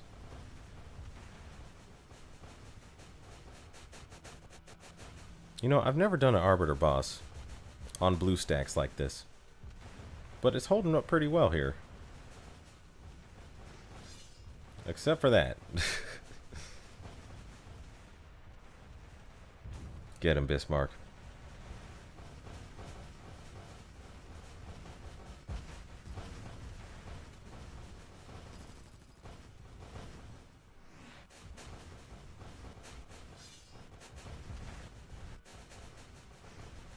Alright, so they are doing, actually, they're doing pretty well. They're well past the 75 mark. I mean, okay, BlueStacks is acting ridiculous right now. Oh no, healing against this one either. No healing against this one either. Yeah, you cannot use healing against this Arbiter boss.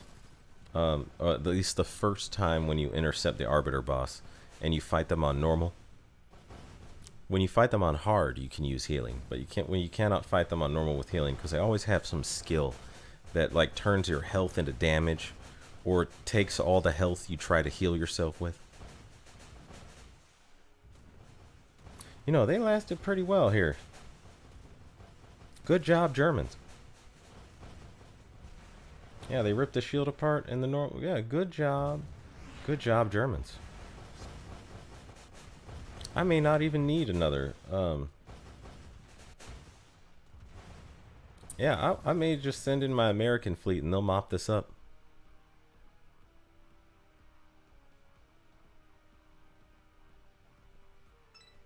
Okay, who did the most damage here?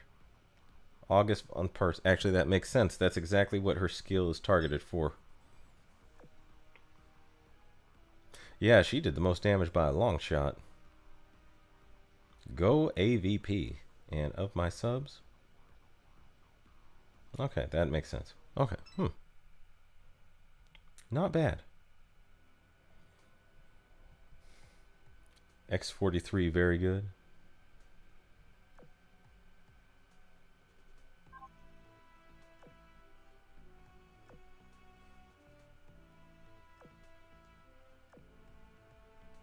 Move you to the side, and just for good measure,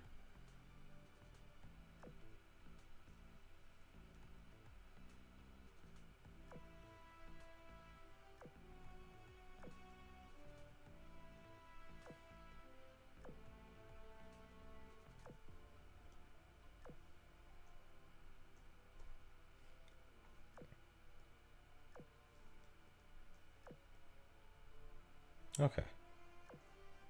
Subs are ready to go. Actually, I'll just send in my American fleet. They'll mop this up. It will be effortless.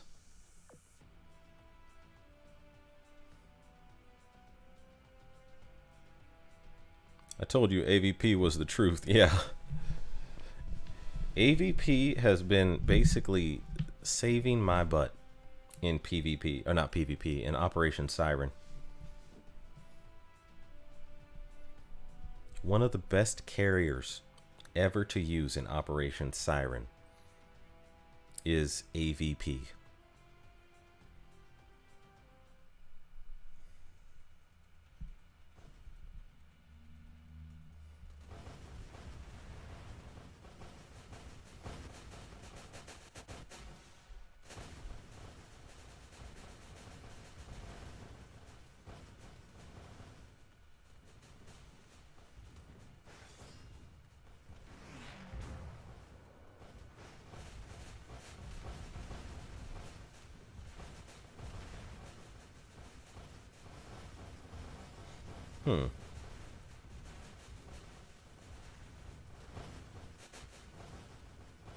I don't even need. I totally forgot to call in the subs. I was like, dang, doing this much damage already.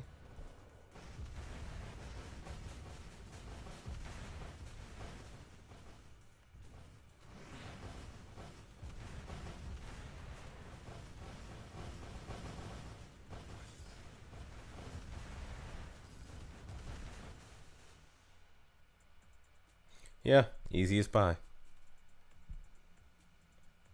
Noriko. Hello, OG. Hope you're doing well. I crate hunt in Star Wars Jedi Survivor. You know, I've heard of that game. I heard it was good. I may need to take a look at that.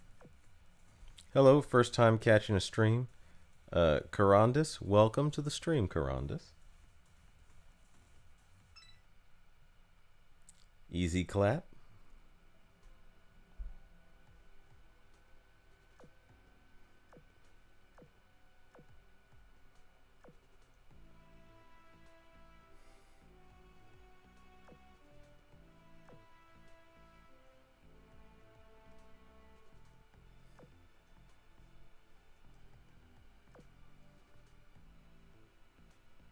Hmm. Oh, I got one of these. Okay. I'm very happy to get one of those. Those are the hardest thing to get in Operation Siren.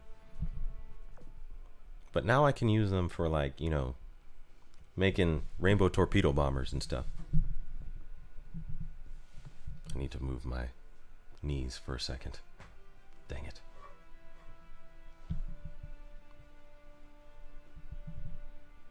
Okay, there we go. 6 universal gold plates. Yep.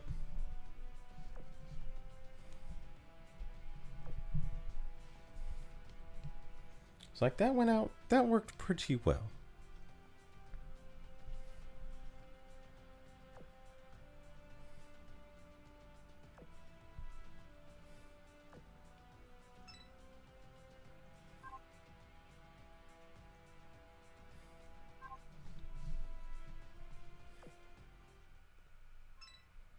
Ah, it's going to cost me 99 action points. I'm going to think on that one.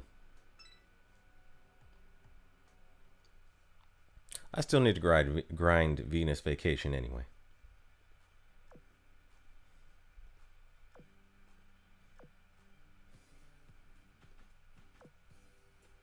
Okay.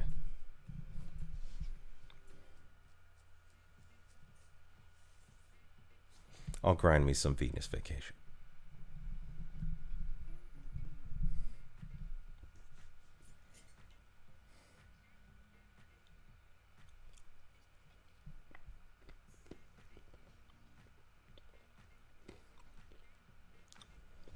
So wait, is Star Wars Jedi Survivor good?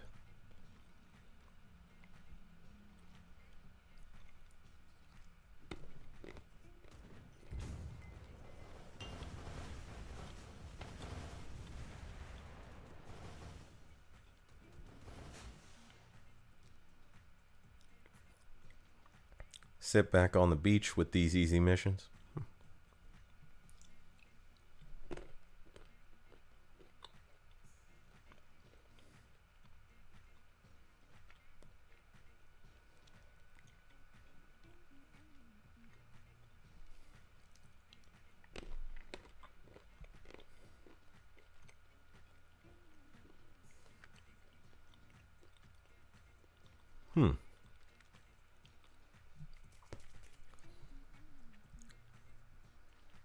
Karanda says, what are your thoughts on the Rainbow Twin 457mm BB gun? I'm able to get one through Gear Labs for the first time.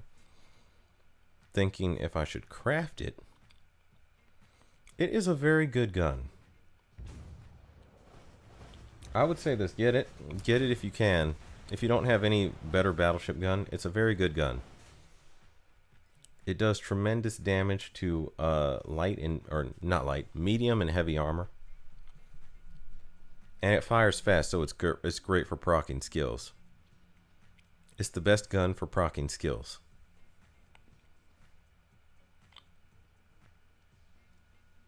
So yeah, I would say get it. It's a good gun.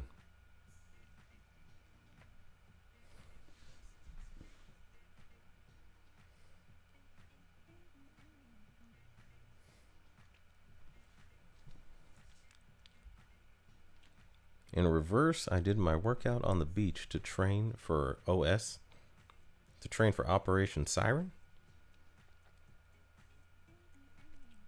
You mean you went out on the beach and did like some push-ups and were like, "Whew, I got to get ready for Operation Siren." You say, "Okay, thanks, no problem."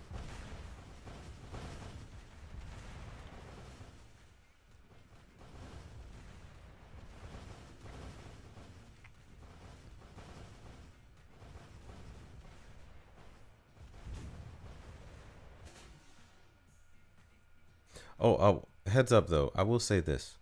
if you get the Rainbow Twin 457mm BB gun, I would not upgrade it to plus 13 if you get the gold parts for it.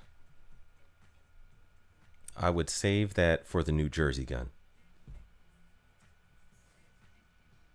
Yeah, save your gold parts for the New Jersey gun. You will not regret it. Whenever they have the New Jersey rerun, that's what you spend your gold parts on.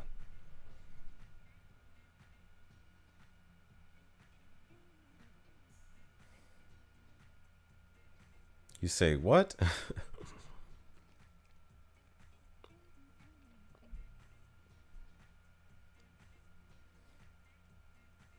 I say that as someone who did actually upgrade a twin 457mm gun to plus 13, by the way.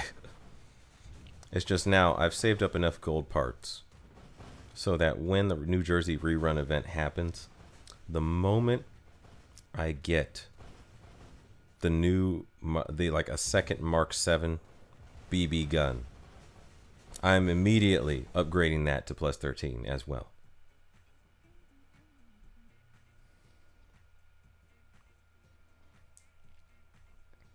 OIC, Shuttle Killer.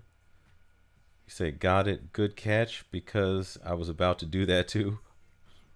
Yeah, I would save your gold parts for the Mark 7 because it is better than, it's better for the vast majority of battleships than the twin 457mm. And we know we're getting one when the New Jersey rerun comes. Bob says, oh yeah, I forgot we're about to get another copy of that gun. That's what I have been collecting gold parts for. And the thing is, I don't have Yamato's gun up to, or the Yamato gun up past plus 13. Like now, in reflection, I upgraded the twin 457mm to plus 13. The thing is, I did that like shortly. I want to say, I believe I did it shortly before we got Musashi and her gun. So, and I didn't know Musashi's gun was actually going to be, you know, worthy of upgrading to plus 13 on her. I didn't know we were going to get Musashi in the first place. So I was like, I'm going to upgrade, I'd upgraded this gun to plus 13. And then we got the Musashi gun, or the Musashi and her gun. And I'm like, dang, I wish I used the parts on that. The thing is, I did have a Mark 7 already from the original New Jersey event, and I upgraded that gun to plus 13. So I compared the two, and my very first Azur Lane video is me doing a comparison against a one of the meta bosses, and I believe it was a heavy armor meta boss. Doing a comparison for the Mark 7 and the twin 457mm. And I found that even against heavy armor, the Mark 7, despite being an HE gun, does more damage. At least when I was using it on New Jersey. Did more damage than the twin 457mm, and New Jersey is a skill procking battleship. So I figured like that gives the twin 457mm every advantage, and it still lost out to the Mark 7 against heavy armor. And medium armor, the differences are, in terms of damage capacity, are roughly the same.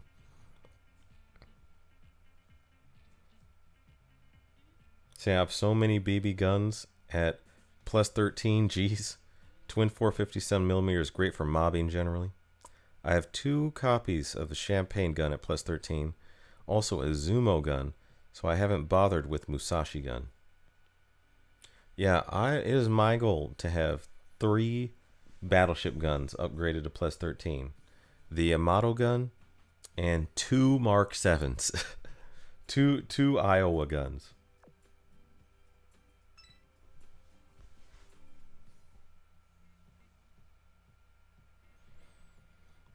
Yeah, in a boss fight, the twin 457mm loses a shell every time you fire. So I'm not surprised. Yeah, and on top of that, since the burn damage of a battleship is based on the firepower stat, The fact that the Rainbow Mark 7 has a high firepower stat means the burn damage it does is also very good. So, you have an extra like that. That's why I was saying, in my battleship gear tier list video, I say this: the shelling damage combined with the burn damage make the Mark 7 outperform every BB gun in the game against every other armor type. Against literally every armor type. The only ship that does more damage to heavy armor is Musashi using her gun, which is the top damage dealer in the game.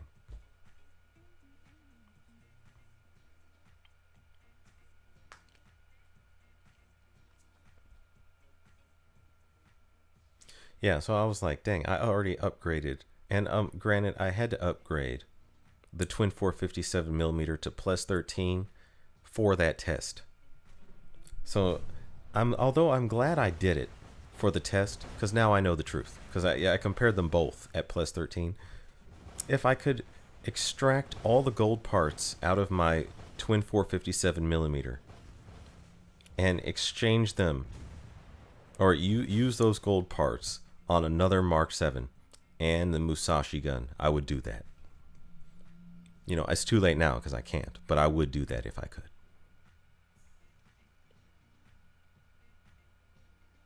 Things I wish I knew that I share with new gamers so you don't do what I did. I'm just giving you all a heads up.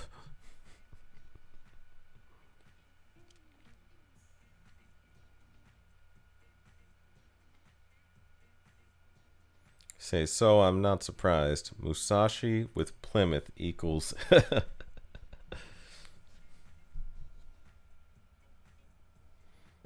Are you talking at a boss fight or in a quote unquote night battle?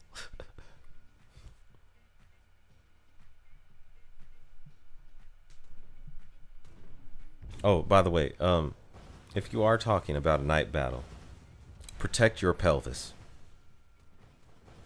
Drink your milk, eat your calcium supplements, do your stretches for your pelvic muscles beforehand so you know they don't get ripped up. It doesn't take that long these days to farm the gold plates. You know, it doesn't in a lot of cases. Mainly if you use the guild shop the right way. You can make 10 every like couple days. Both is good. You could get 10 gold parts like every couple days of whichever type you want, but you also get like yeah, I would say it's not hard, but it just, if you're trying to farm them enough for a rainbow item, it does take a while. It's a grind. That's the word I'm looking. It is a grind. If you're farming for a rainbow type of, like trying to max out to plus 13 a rainbow piece of gear, that to me does take a while.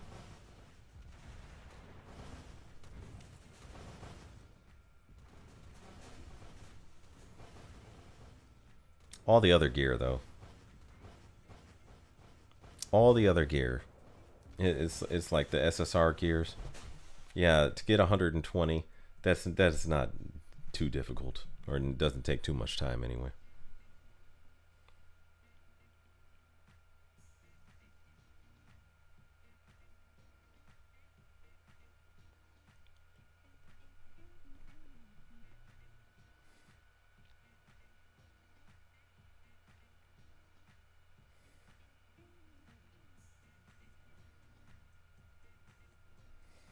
I get more and more curious about Dead or Alive Venus Vacation. Because I'm like, what's it about? I mean, I never played Dead or Alive Venus Vacation. I was just wondering if it was good or not. Having said that, I have to try Honkai Star Rail. That's the next mobile anime based game on my list to play. So I'm like, that and another one that I can't remember, but I've slated it for download anyway. So it's like my anime list gaming schedule is full, Azure lane, it already takes up a significant slot of that. I can't change it. It's too late to change it. Well, time to do the Arbiter on hard. Oh, good luck, man.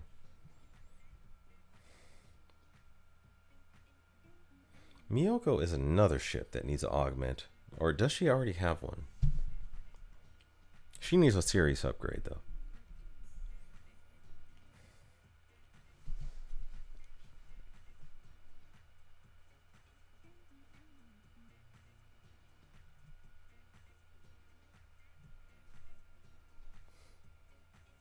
Surely, since the normal mode only took 2 fleets, the hard mode can't be so bad. Right?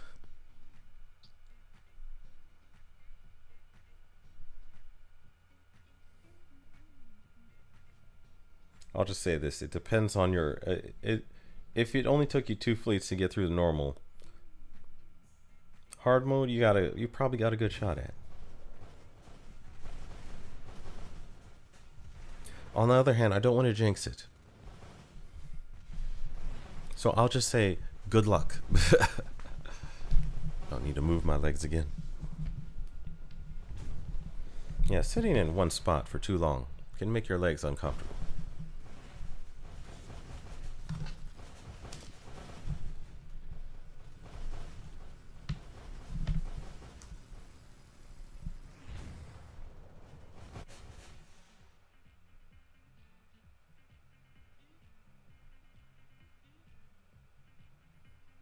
Noriko says, I still just play a handful of games.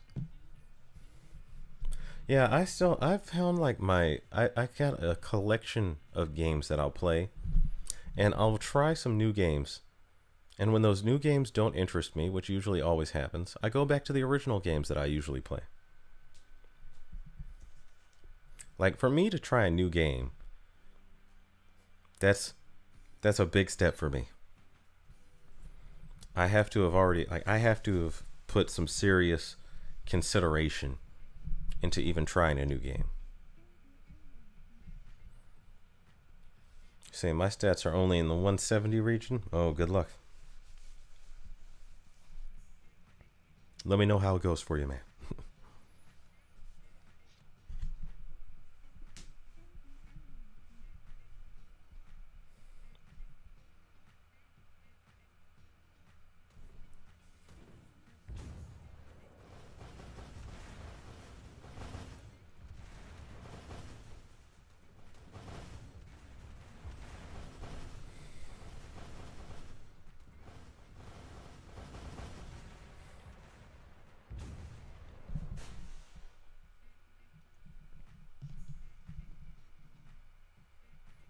NMM4641.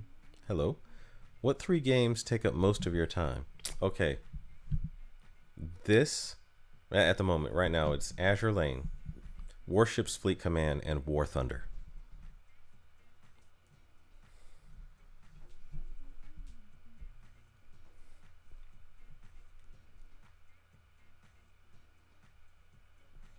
Yeah, Warships Fleet Command, I just started playing about like a week and a half ago or something like that. I have no luck with the gacha of that game. I'm trying to get Cleveland. It's not going well.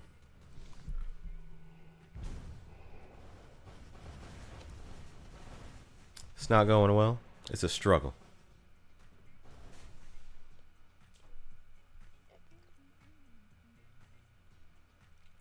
Roma is such a cool BB. She's one I hope gets a retro. I don't know. She's still pretty new. She still might be too new for a retrofit. If they gave her an augment, I mean, that would be fair. I could see that happening. But, like, I don't know about a retrofit. Of course, y'all know I'm waiting for Biloxi to get a retrofit. That's the ship I want to retrofit the most. But I've been waiting for literally any Cleveland to get a retrofit. Because I'm like, one of these Clevelands, if they get a retrofit, I know it's going to be good. It's going to be beastly.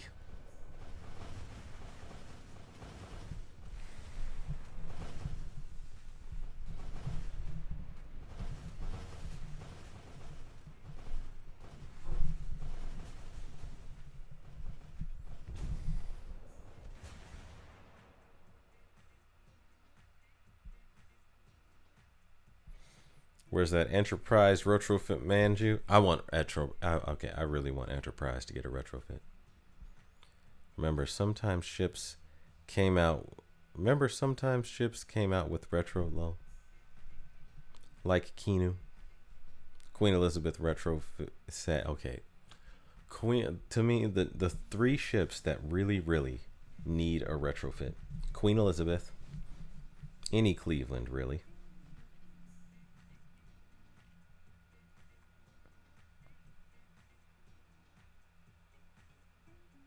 There was a third one on the list, and I forgot it.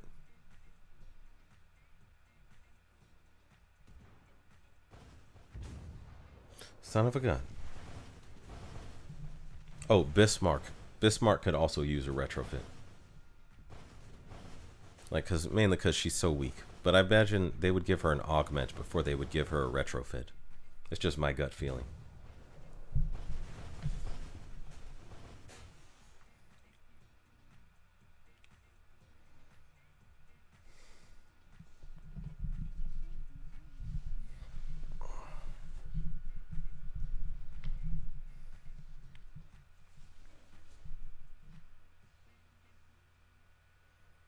Yeah, Queen Elizabeth, Bismarck, and Cleve. Yeah, I agree with that.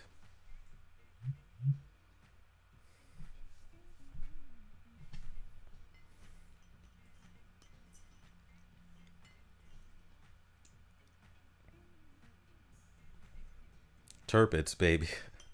She already got an augment, so she's probably not going to get it retrofitted for a long time. But I don't know. She got a decent augment. It's not, spectacular, but it was decent. Only the starters have both retro and aug, right? Yeah, this is true. Only the starter destroyer girls have the best, like, have an actual, retrofit and an augment.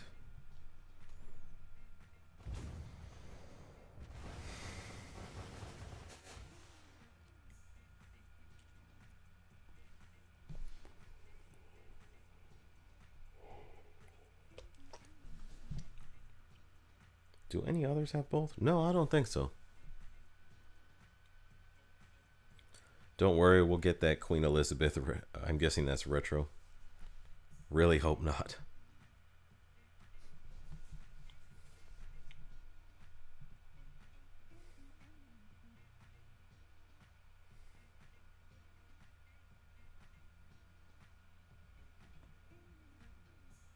She's basically Prince Eugen retro would be sick. Actually, she's basically a starter. Of all the ships could get a retrofit after they already got an augment, Prince Eugen is up there. And I say that because if you look at a lot of the data regarding Azure Lane viewership mainly, Prince Eugen has so far has been rated the most popular ship by Azure Lane players, Azure Lane fans even. And I'm like, I could see her getting a retrofit just because she's popular.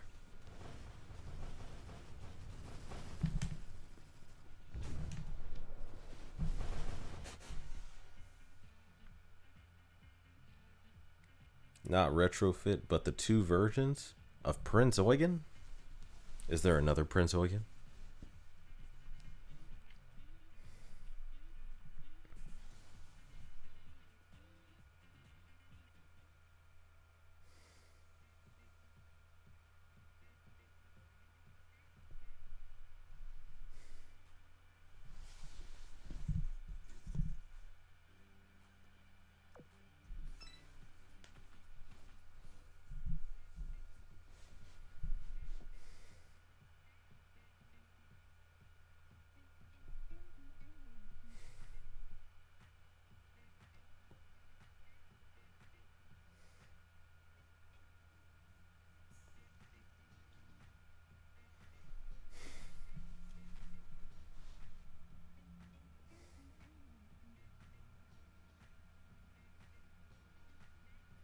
Speaking of stars, I wonder about Laffy too, since we saw her in the event.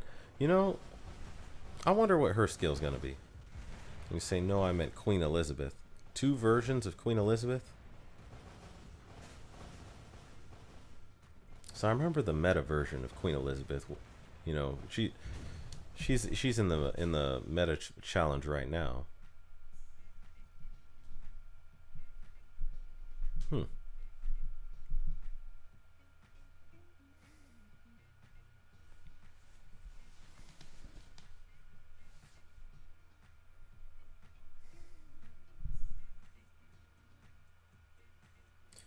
Carl's rune.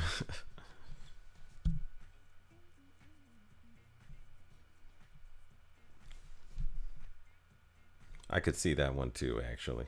Yeah. There's one other ship with both a retro and an AUG. Carl's rune. Yeah, yeah. She has one. Yeah. Hmm. Yeah, I don't see any of these ships ground shattering though, or ground breaking.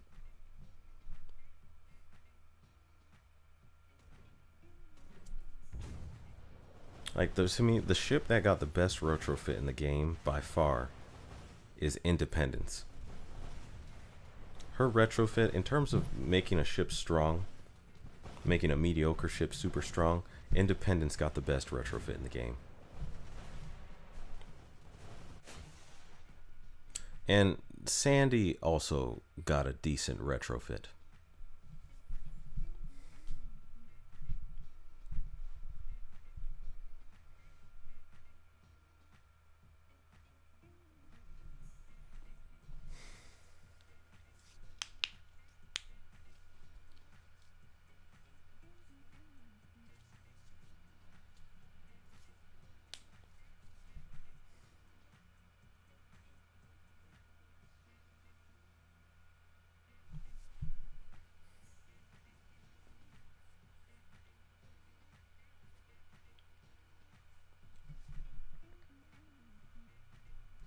Hmm.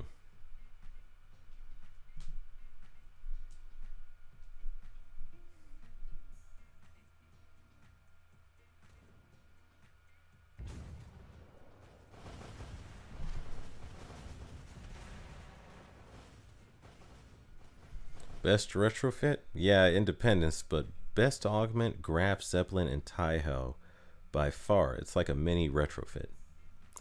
I will say, actually, okay, so I would throw Hood in there as well. Hood's augment is ridiculously strong. But yeah, Graf Zeppelin and Taiho got stupid strong augments. Hood's not Hood's retrofit. Hood's augment. Yeah. Those three ships, Hood, Taiho, and Graf Zeppelin, their augments are ridiculous. The Chinese DD's retros are pretty good though. Those are pretty good. The Chinese got some very those Chinese DD's got some very good upgrades, and also Yat Sen got a pretty good retrofit, but it wasn't like groundbreaking. Not like Independence's retrofit.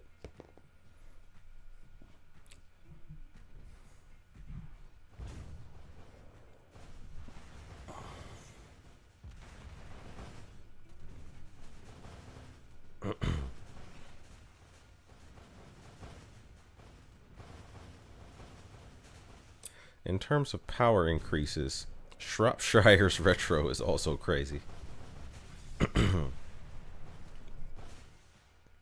I actually have not leveled up or retrofitted Shropshire. I just wasn't interested in her. I should probably do that.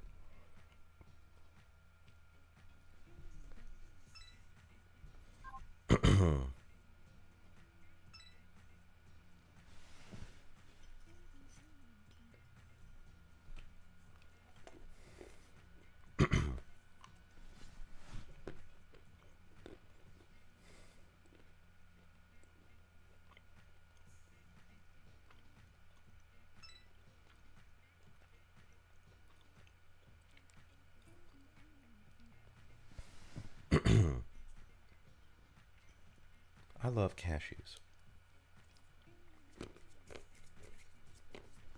Hmm.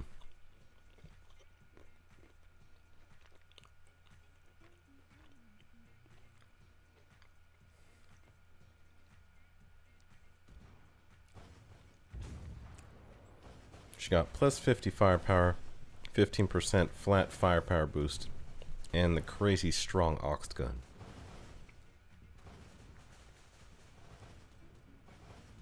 Shropshire, really? Okay. Huh. I will have to take a look at that. Conduct a personal inspection of Shropshire.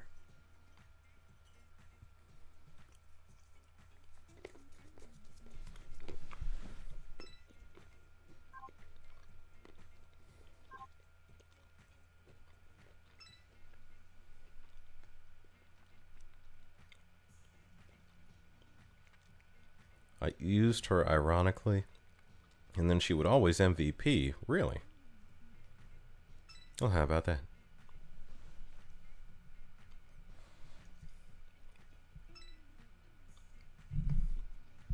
Hmm.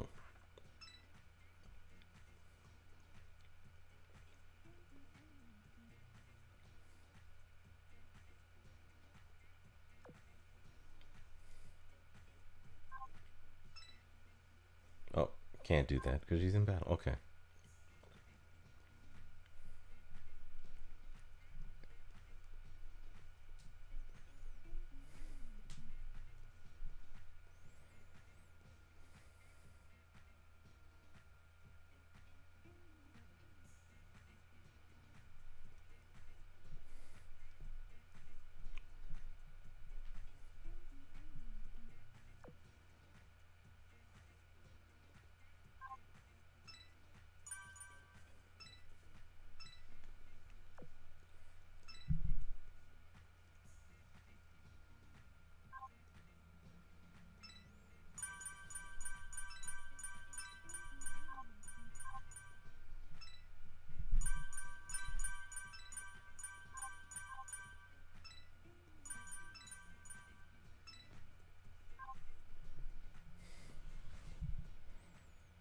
She's much stronger than London Retro, which is sad as she's an elite. Huh.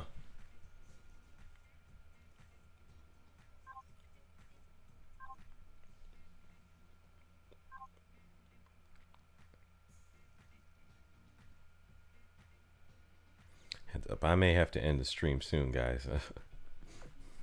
I think the alcohol I drank may have taken its toll on me.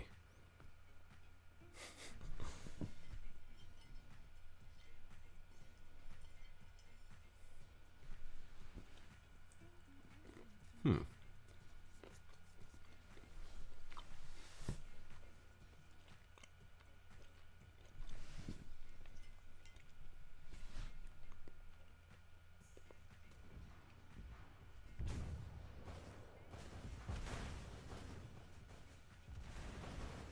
Very squishy though. Oh no. I'm not using her if that's the case.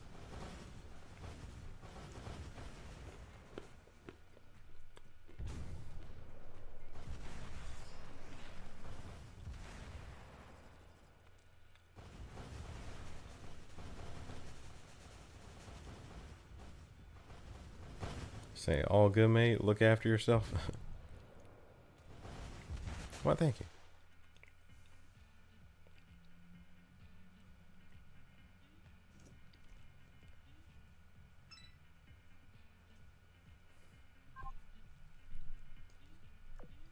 Whoops.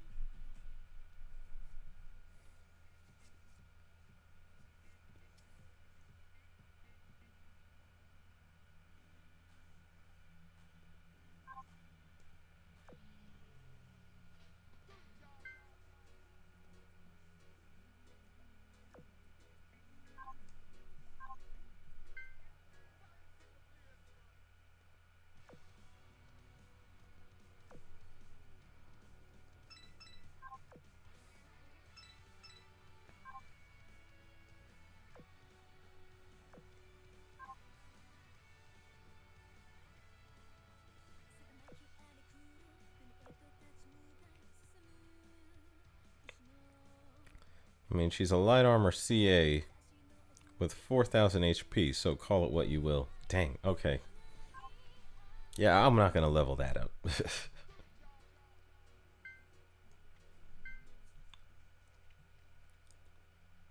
I'm already trying to level up all these other heavy cruisers for the firepower stat.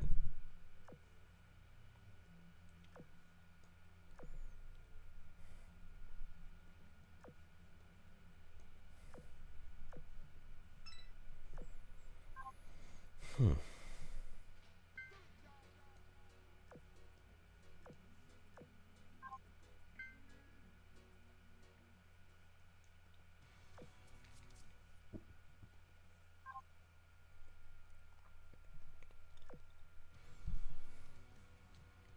Okay. I think I have everything set up to continue for when I, sleeping.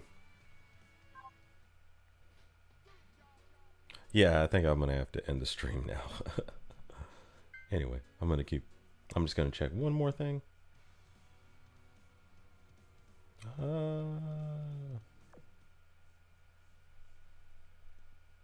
I did the hard battle. And how long until I can reform the fleet?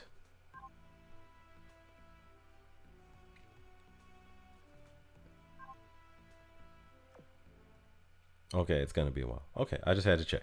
Anyway. Okay.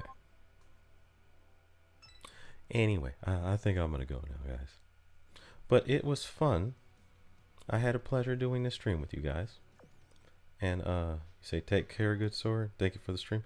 No problem. It was fun. We talked about aliens. We talked about movies. It was a good stream. Enjoyed it. Make sure you like the stream, folks. Yes, please like the stream. And if you like my content, please subscribe. Anyway, take it easy, guys. I'm clocking out. I don't know why this window is open. Hold on a second.